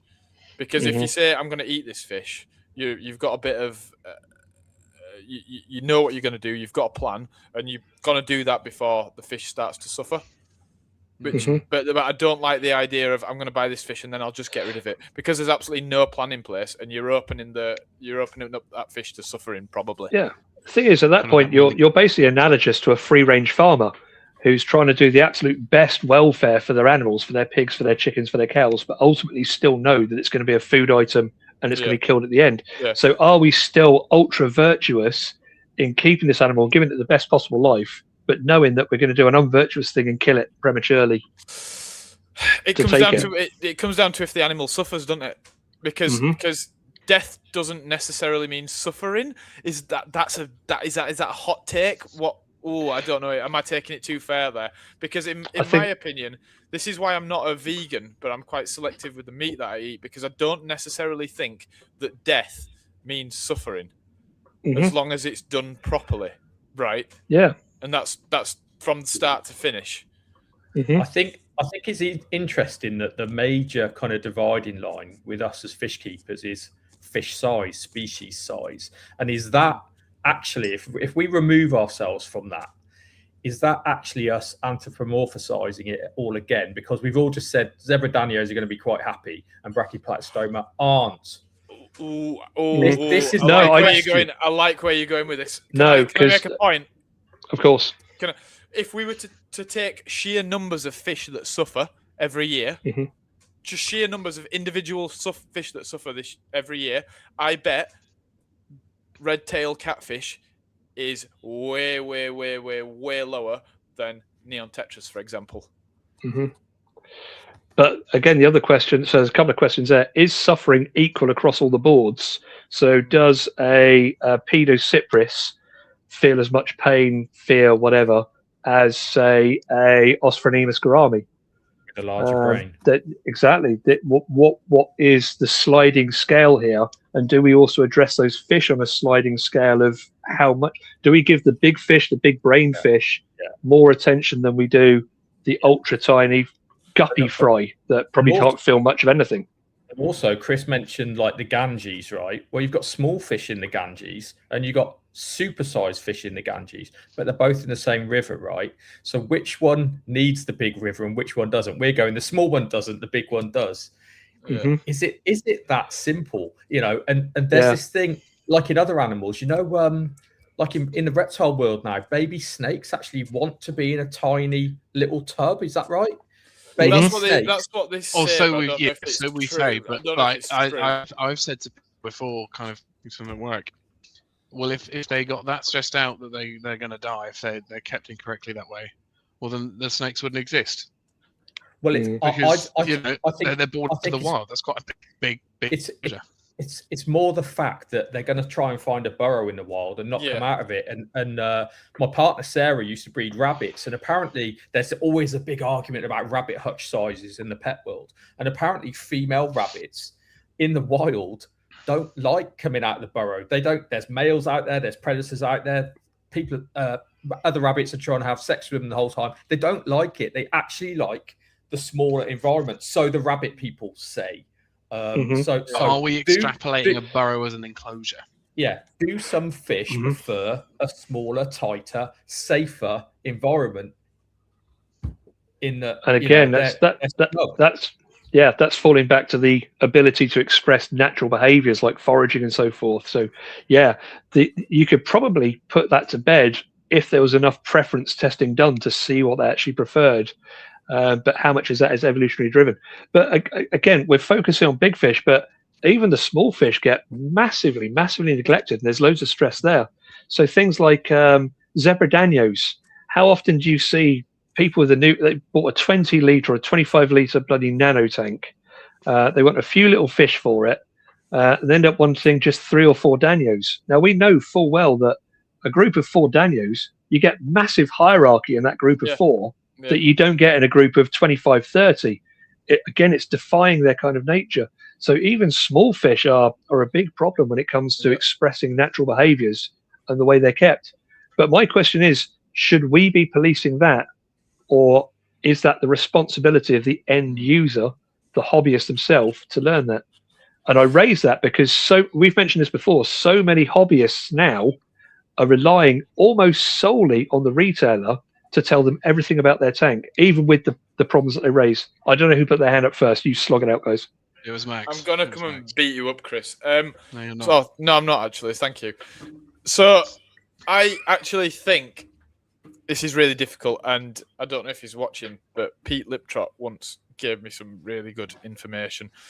And essentially what it is if you don't sell the fish, and someone else will, and you don't educate in the right way, somebody else is going to sell that fish, and then that money is going to go to the unethical dude. So should the money be in the hands of the ethical person or the unethical person? So I think. But what if the ethical person can't provide what it is they want? What if this person is adamant that they want 3 danios in a 20 litre, and you know they're going to go and spend it at Joe Blogg's honest buggery fish shop down the road? Well, it becomes. Do you put the foot down? This is an ethical quandary, and I think again there has to be some compromise. I think it comes down to being personable and attempting to educate.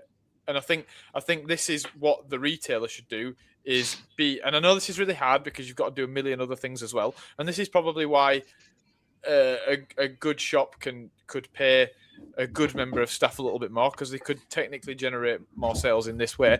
But if the ethical retailer can be educational and personable, then I think there doesn't have to be that level of policing so much, because they can advise and teach. But I think it's very easy to just go, no, I won't sell you those fish because the tank's not right, go away. And then you've not really benefited the trade or the welfare of fish in the long run. We're also assuming that the ethical fish keeper even knows what ethics are. So, and we're assuming it's a bricks and mortar retailer and not online. Well, that's a whole other. That's that. Yeah. That's he's in. I'm going to say this, and I'm going to say this proudly, because maybe it's a bit questionable. Online retailing will kill the fish hobby. Online. Yep. It will kill it has that potential. It's difficult, isn't it? Because now you see these. Go on, Max. Go on. I was just going to say it's really difficult because ultimately, I think you're probably right, Chris, but it's going to happen. And there's no way to avoid it because everything goes online and people want to buy stuff online. Now, personally, would I buy fish online? No, probably not. I don't think I would, unless it was something I simply couldn't get elsewhere. In which case, that's a mistake on behalf of the retailer that hasn't got that fish in. Whatever. But yeah, yeah. Go on, Chris. Yeah. So online shops are really funny, aren't they? So you see now these online shops that have like tank buster sections. Don't know if anyone else has seen these. Oh, yes. I'm to fish.com and I'm going to go and buy this like Bulgarius Urelii off them. And I've only got a 150 litre tank, but they don't know that. They're going to send me the fish regardless of what I do because I can pay for it before any questions are ever asked to me. Yeah. That's a problem. That is fundamentally an issue, because all those shops that work really hard to make sure that ethically they are on a kind of in a good place, and they're making sure they're proactive at selling fish to the correct tanks, and then matey boy who's selling his fish online can just go, oh yeah, you can have that Pangasius that I don't want because, you know, I'm never going to meet you, so I don't care. That's a problem. Then you get the whole side of it where kind of you'll never meet the fish, so he's just going to swoop a net through a tank and just send you whatever bilge comes through. There's so many problems, I think, that will arise and are currently arising from online fish selling. So very briefly, sorry Max, I just want to get one thing in first. The only danger there is you're still excusing the moral accountability of the end user. And this actually ties right back to one of those very early ethical things I mentioned right at the start, the deontology thing. Immanuel Kant's maxims that you have to behave in a way only if you think everyone else can do it all the time and it's morally good. If everyone in the world is buying Bagarius and sticking it in a 2-foot tank, you have to accept that you're living in a world where everyone else is doing that all the time and it's okay. I don't think we should let the end user off the hook here, because that objectively and rationally is a wrong thing to do. Therefore, under Kant, it's a morally wrong thing to do as well. So sorry, I just wanted to slip that in. But Max, I was just going to say there's we've got a customer, a good customer, I will say, and they sell from their unit. They also post fish out, sell fish online. It's a bricks and mortar shop. Now, interestingly, if you were to go into the shop and speak to members of staff in the shop, you'd get brilliant advice. They wouldn't just sell you anything. They'd say, well, maybe do this, maybe do that. That's probably not suitable. Do this, do that. And they probably would deny sales as well. I've also spoken to guys in the shop and they say, well, we don't really get this in for this reason or whatever. Now, if you go and buy fish for them to ship, they don't ask a single question. They just have it, whatever. Now, I think a lot of it is it's that idea of if you had to go up and stab somebody, or you could press a button and that person dies, it's so much easier to just press a button and that person dies, because there's not that what is it that's not there? It's not that personability. It's not that. It almost feels like you're not responsible. Do you know what I mean? So it's no accountability. Exactly. It's accountability. So Chris, I think you were going to come back with something, but I kind of cut you off by letting Max jump in. Did you want to? There's a couple of comments saying that you can sort of lie to a brick and mortar shop or kind of shop for them as well. Huge. Yes, so again, Kant would say that's their imperative. Yeah.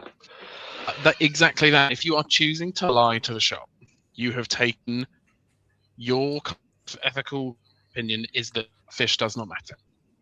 You have decided that it is you'd rather lie and keep it than be honest and maybe get the advice you should get from the person who knows. With online, I think there is a level of naivety to potential risk. I'm buying that Pangasius. I don't know how big it's going to get. I just like the look of it. There's no one to stop it. That's the problem. So I think it's on the retailer as much as. Yeah. Do you think you're differentiating here as well between a phenomenon that probably happened maybe 25 years ago? So you'll have grown up solely with this and not so much seen the prior part. The formation of the lifestyle aquarium, and I especially blame the original Biorbs for this. Fish keeping used to be a hobby. If you go back into the 80s and early 90s, it was a hobby and people were fish obsessives. It was a smaller hobby, but the people were fish obsessives. Then the lifestyle aquaria came along, where fish were literally just living ornaments. And do you think that changed? Chris mentions this sometimes about that idea, as Chris Lee mentions this sometimes, about that idea that you have people coming in who aren't looking at them as a living thing. They are looking at them as a decoration, the same way they look at the ATAT that's sat on the shelf outside the fish house. Bingo. I want a white thing, isn't it? I want a white better because it matches the room. Yeah, you get people who are like, oh, I'd like all my fish to be black and white. It matches the decor. Yeah. Jez? Ornamental fish, that is the thing. They are ornament, And it started with goldfish in China 1,000 years ago as ornaments in bowls. It's the same. We are keeping them as ornament. So you think it's like a persistent culture? The four of us can sit here and pretend we're ichthyologists. Nah. We also get fish because we like them. We like the look of them. If we didn't, we wouldn't buy them. This isn't study. This is leisure. Yeah, it's no altruism, is there? So yeah, sorry, Chris. Yeah, I think ties into what you were mentioning before with the idea that kind of what you do, if everyone else is doing it, then moral kind of side of that. And before we came on, I mentioned the idea of like information becoming a loop, where there's no new information feeding in. Mm-hmm. So all of a sudden, one shop's doing it, and it just spirals. Where you go, oh, if I know that maybe it's morally wrong to sell that fish, but 4 more shops down the road are selling the same fish, so maybe I'm going to do it because clearly it's okay. Mm-hmm. And I think I think that's how you fall into that trap of kind of maybe more questionable ethics as far as kind of the retailer is concerned, because you're forced to. It's not so much out of choice; it's forced upon you. If everyone else is going to do it, you almost have to stay up to keep up with them, or you'll fall behind into kind of whatever. I can't think of the word, but yeah. So yeah. So Bob says we're keeping them as ornaments, but we're not keeping them in ornaments. Is that right though, Bob? Why are we keeping them in glass? Why are we keeping them in clear glass? I was going to say plenty of people are keeping them in clown vomit tanks with SpongeBob ornaments and it is an day-glow plants. An aquarium, by definition, is a piece of home decoration. It is. Yeah, that's a wonderful angle. We've got to accept unless you're the old school hobbyist that has it in a shed and it's a scratched up tank and it's just for breeding something and the glass is simply there so you can observe the fish and its behaviour. You get the point I'm raising though, yeah? Yeah. Absolutely. That's how it. Yeah. Generally, it's an alternative to a television. Yeah. Mm-hmm. Yeah, it's therapy. I've got one chain of thought that I want to bounce off Chris here as well. So, Chris, you mentioned about new information coming in. Is there a risk that if we start over-policing the industry, that we could become something of a dead dogma, and that if we become like an orthodoxy, it's like, this is how you have to keep your tank, this is how you have to keep your fish, there'll be no more experiments to find new information, because most of what we know is from people throwing things with things and seeing what happens and finding out this fish actually works well with that fish. Is it just going to become a dead? I think it goes one of two ways. I think either you find this nice kind of equilibrium where everyone who's maybe lagging behind slightly begins to catch up, and you end up on this nice level playing field where everyone understands how that animal needs to be kept. We understand what it wants. We understand how to best kind of replicate the conditions required to keep that animal happy. Or, kind of fall into obscurity where, there's no new information coming in because someone didn't think to, I don't know, drop a bit in the nature tank they're keeping, and as a result, the chemical and that kind of leach out and the fish can act more normally. Or they didn't try their catfish on sand and suddenly found out how it spawned, because we were saying, you've got to have an under gravel filter for this fish. Okay. I think a lot of I often say to people or customers, fish keeping is realistically 90% common sense. Mm-hmm. As long as you understand what you are looking at, you can begin to kind of work out the answers. Like, it's no different to like Corey's being on sand. Customers kind of, I've had them on gravel and they're fine. But they're not fine. We know they're not fine. You've said it to me before where most fish keepers fumble their way to the answer with absolutely no idea how they got there. Yeah. The problem is it's the retailer's job to make sure we know where the person is. Okay. I still think it's very much the responsibility of the end user to research the needs of their fish prior to going in. And again, I think this is a generational thing. I think Jeremy will be closer to my camp, and I think you two will be of your camp there, because we were from an age where fish keeping stores often didn't know much more than the general hobbyist. It was still fly-by-wire early fish keeping. And so you had to try and find out as much as you possibly could before you committed to the fish. So, yeah, don't know on that one. I still think the end user has a big ethical responsibility if they're ultimately keeping their fish. I think the onus, for me, it's equal parts. It's equal parts. The retailer and the end user, and I think everybody's got to, look, we've talked ethics. Just be a bit ethical, be a bit moral, and if everybody was to do that, God, could you imagine the utopia we'd live in terms of fish? If everybody was singing from the same hymn sheet and just being ethical. I think there's also an aspect of kind of situational. It's case by case. I think you get people coming in who they are going out with a fish. They don't know what it is yet, but that's what they want.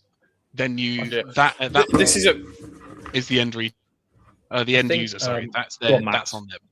I've got. Yes. I was thinking this the other day. Right, if you were to go and buy any pet, any animal, it would be something that you plan and you think about weeks, months ahead of time, right? You'd think, I'm going to get a dog, so I'm going to research the dog. I'm going to go get all the stuff for the dog, and then finally I will go and get the dog. Same with the cat. To some degree, same with probably a hamster or a rabbit. It's something you'd think about. Fish is the only thing where you can already have a tank, and I guess it's different because you can put multiple species in one tank, but it's the only thing where you wake up in the morning and you go, I want to put a new fish in my tank, so I'm going to go down to the shop and I'm going to get it while I'm there. I'm going to give it no thought.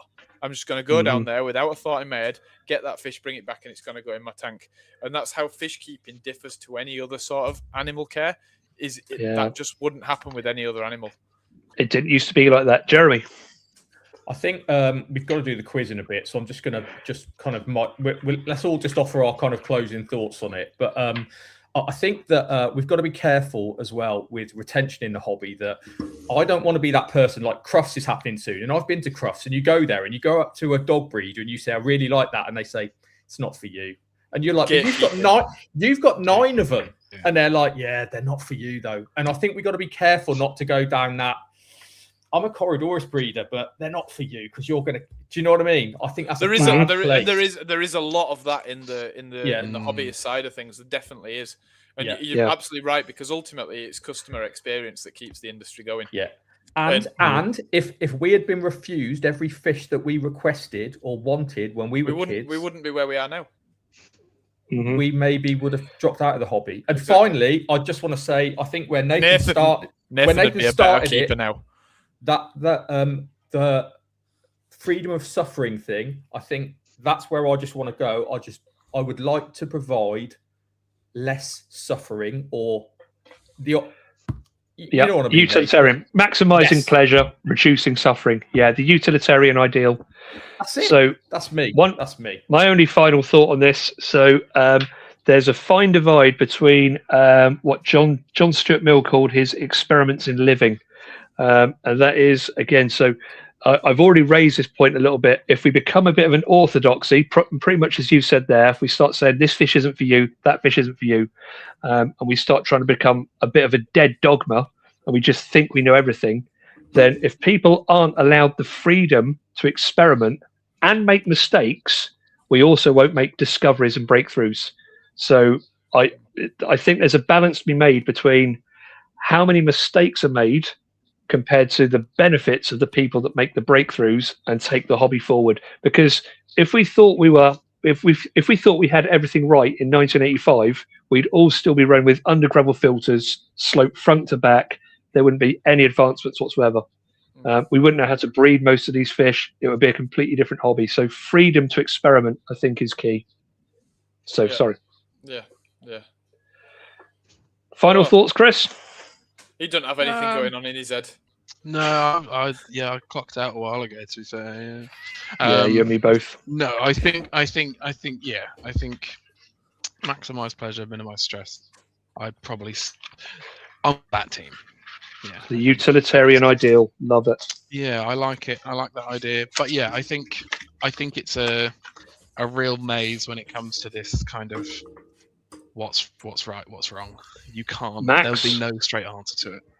No, Max, are you ready for your quiz? Who's doing the quiz? Are we not quizzing Chris today? No, I've done these for you. No, I've done these for Max. Well, Chris. I've done these for Max. We could do both of us. Brilliant. We could do both of us. Go on, then. These are really dickish Right. questions. Okay, well, Brilliant. Fish quiz, guess what it is? Fish quiz, that's what it is. Fish quiz, guess what it is? Fish quiz, that's what it is. Fish quiz.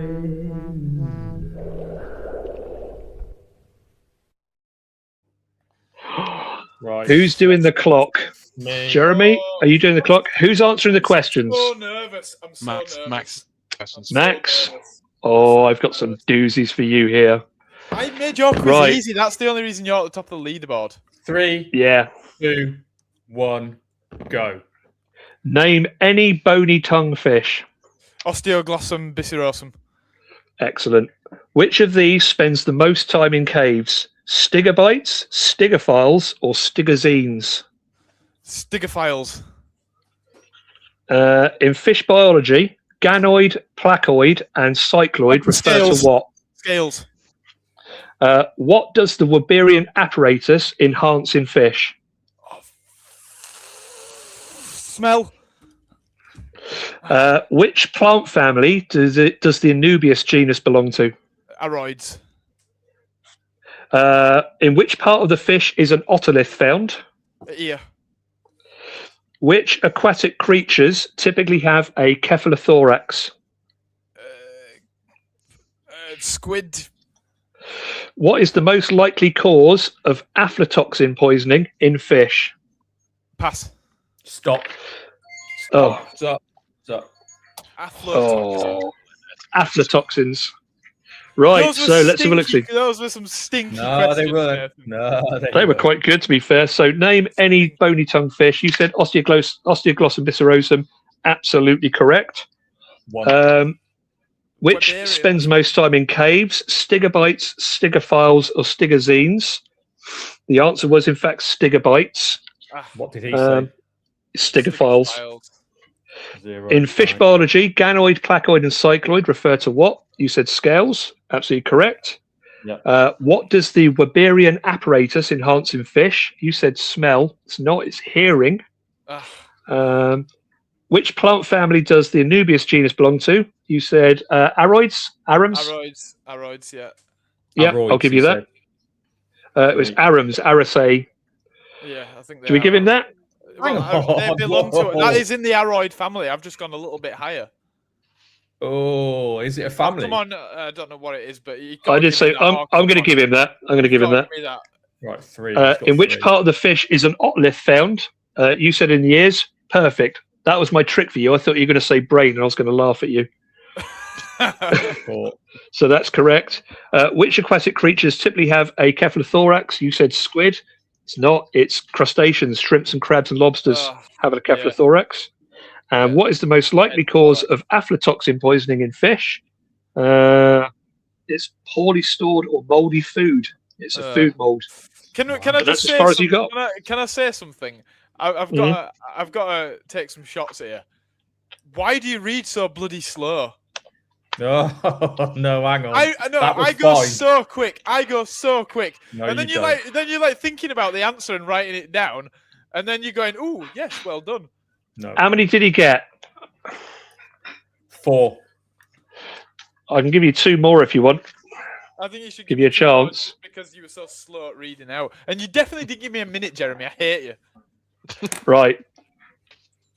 Are you ready for 2 more then? No, because you're just gonna do stupid ones like what's your grandma called? Go on. No, I'm not. Okay, right. A geography one for you. You can't give him the plant one. Stephen Grant's right. No, because that's aeroids and aerums are completely different. Right. Hold on a minute. I'm googling this afterwards. Doing VAR. Go on. Geography, quick for you. Rokel, Siwa, Little Scarces, Mawa, and Jong are all rivers in which country?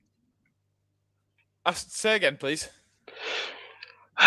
Rokel, Siwa, Little Scarces, Mawa, and Jong are all rivers in which country? The Netherlands? Sierra Leone. Okay. What's the scientific name for columnaris? What? Oh. What's the scientific name for columnaris? Shit, I know. Oops, sorry. I actually know that. I know that.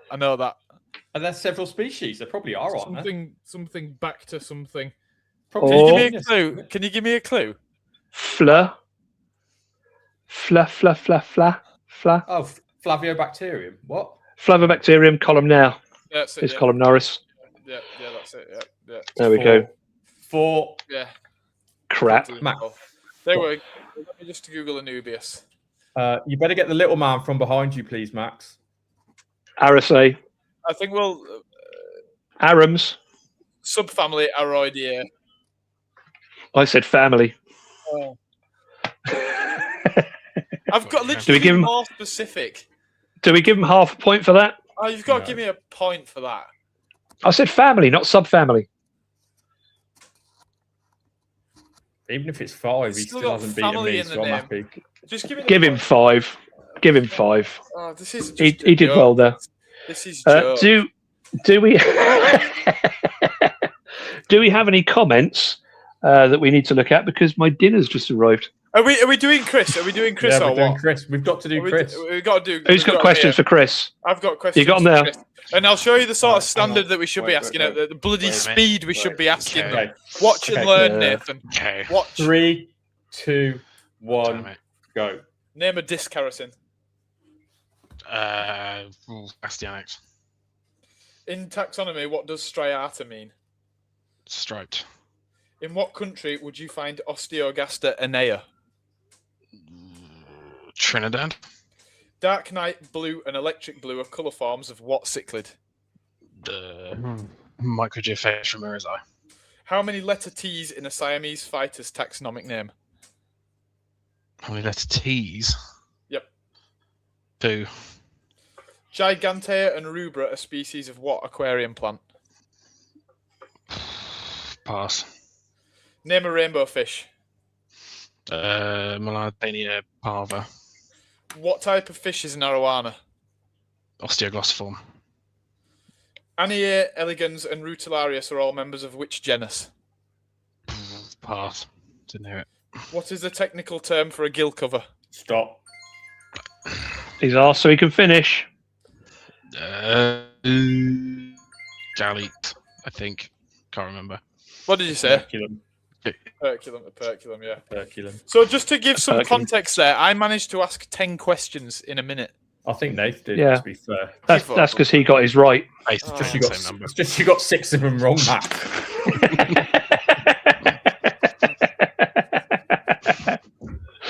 Go on, how did I do? Just let me down gently. Name a disc kerosene. Did you say Astyanax? I said Astyanax. Yeah. I can't really take that. It's silver dollars and that sort of thing. So it's Mylaeus, Mylosoma.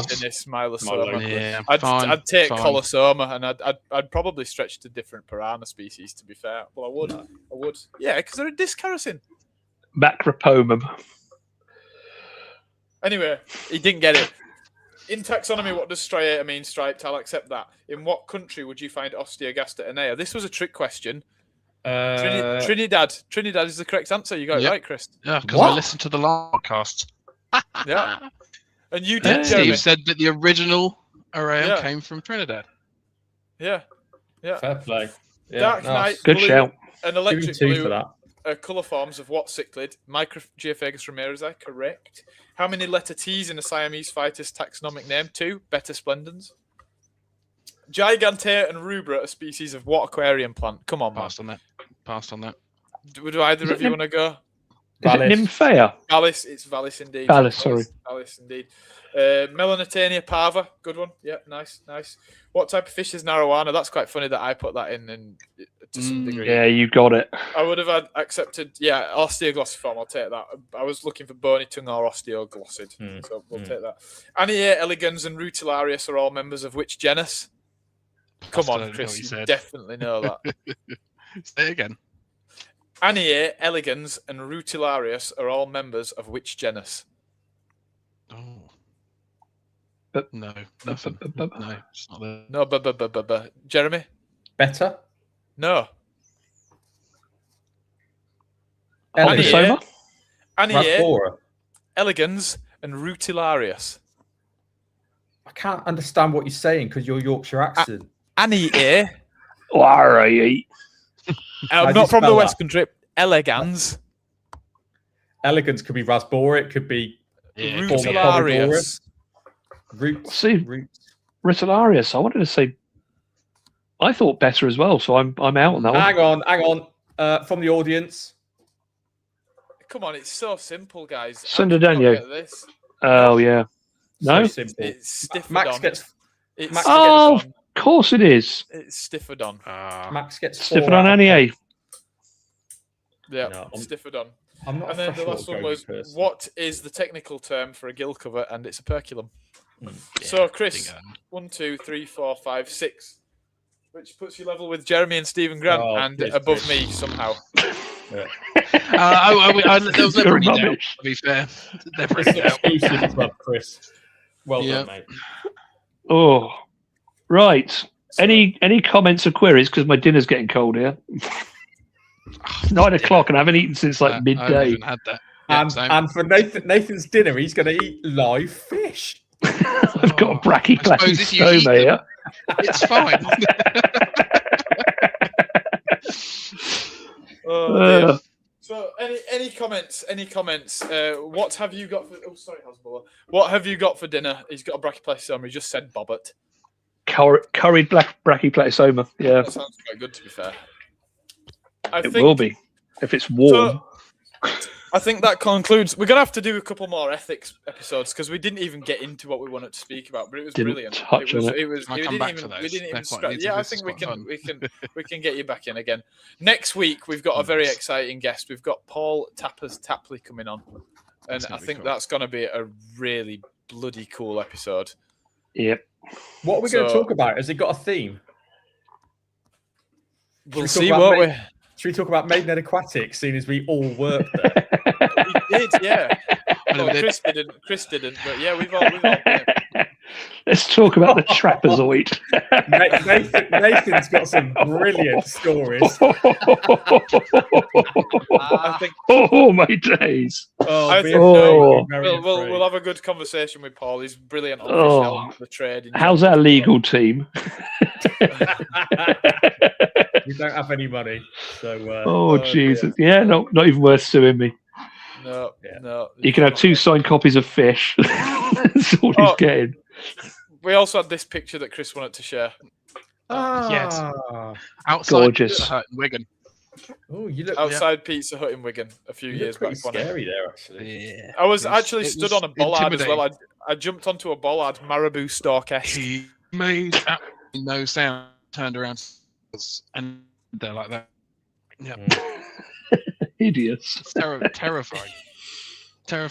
Oh dear. Actually, oh, look who's here. The Reefers Network's here. Who's the cleverest of you all? Well, it's obviously me. So far, it's Nathan. It is. And it's actually Nathan right now. We have retested, and Nathan was consistently the best so far. But he's also the oldest, so with age comes wisdom. But to be fair, to make it fair, the questions should all come from one person. So I'm going to be making the next set of questions for me. To be fair, I think Nathan's were of a very similar level to yours, Max. Oh, I don't know. I couldn't distinguish if I didn't know who. They were so easy, Max. They were actually Stigalobites. Easy. If you knew anything about cavefish, we had a cavefish on tonight. No. Yeah, but is it not a troglodyte? That's a stigophile, that one. What? Come on, Max. Troglodont is outdated. Stigobionts, stigophiles, stigazines. All depends how much time they spend. Next week, we're going to be talking about cave-dwelling fish. You need to go and work in a fish shop again, Max. I know. We're always talking about trigophiles in fish shops. Always. Yeah, of course. Every day. This is an absolute joke, to be honest with you. It's like... I'm sick of it. I'm sick to the back teeth. No, go on. Cavefish book on. India, Nathan's Indian tank, the region of Kerala is going to be renamed to its original Indian name and not a British colonial name. So Kerala is going to change to Keralam or something. They want to do that with quite a few fish, don't they? They want to rename them to be in kind of. insightful to where they come from. Yeah. If you want to do cave fish, Max, we can get stuck in. One of my favourite taxonomic names is Polyteris McCollum because what a name. Do you know that's named after a mythical beast? It is named after a cryptid from the Congo. This supposed sauropod that still lives deep in the Congo. Very, very cool. So, yeah, that's definitely cool. Oh, gentlemen, my dinner's getting cold. Yeah, I think that just I need to go and eat some dinner. Where we're at. And 9:10. I think we should call it an evening there. Yeah. It's been fun, and we've sort of asked more questions than we answered, I guess. Mm-hmm. Just like to say thank you for letting me come and chat with you guys. Yeah, you're not welcome. Chris. You're not at all welcome. Come back for the next ethics. Do you know what? Just have my place after that quiz. I don't want to be coming back again. And I've got to go. I've been cheated. I've got to go and sign on in the morning.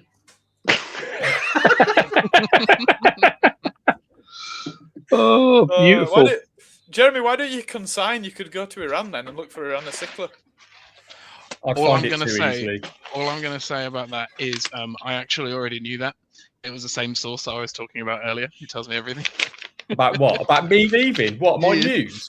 I already knew that. Jeremy out of a job is actually industry news. It's probably on ChatGPT. Yeah. Oh my goodness. I'm not even kidding. Yeah. I'm kidding. The new tank they're bringing and that information are in the same sentence. I'm not really out of a job. I'm self-employed. I just haven't got any money.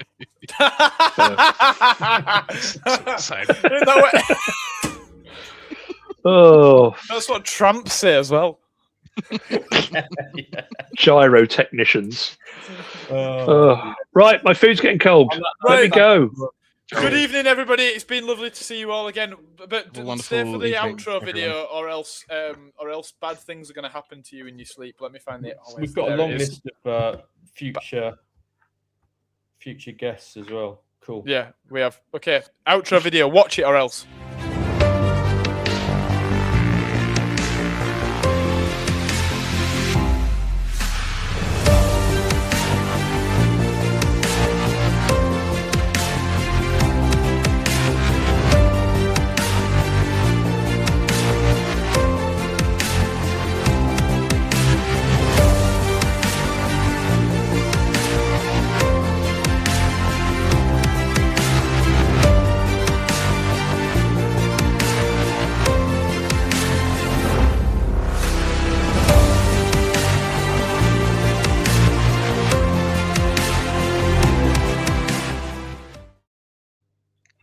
Bye. Bye, everybody. What episode? I always forget how to end the stream. This is embarrassing. Are we still going? Oh, come on.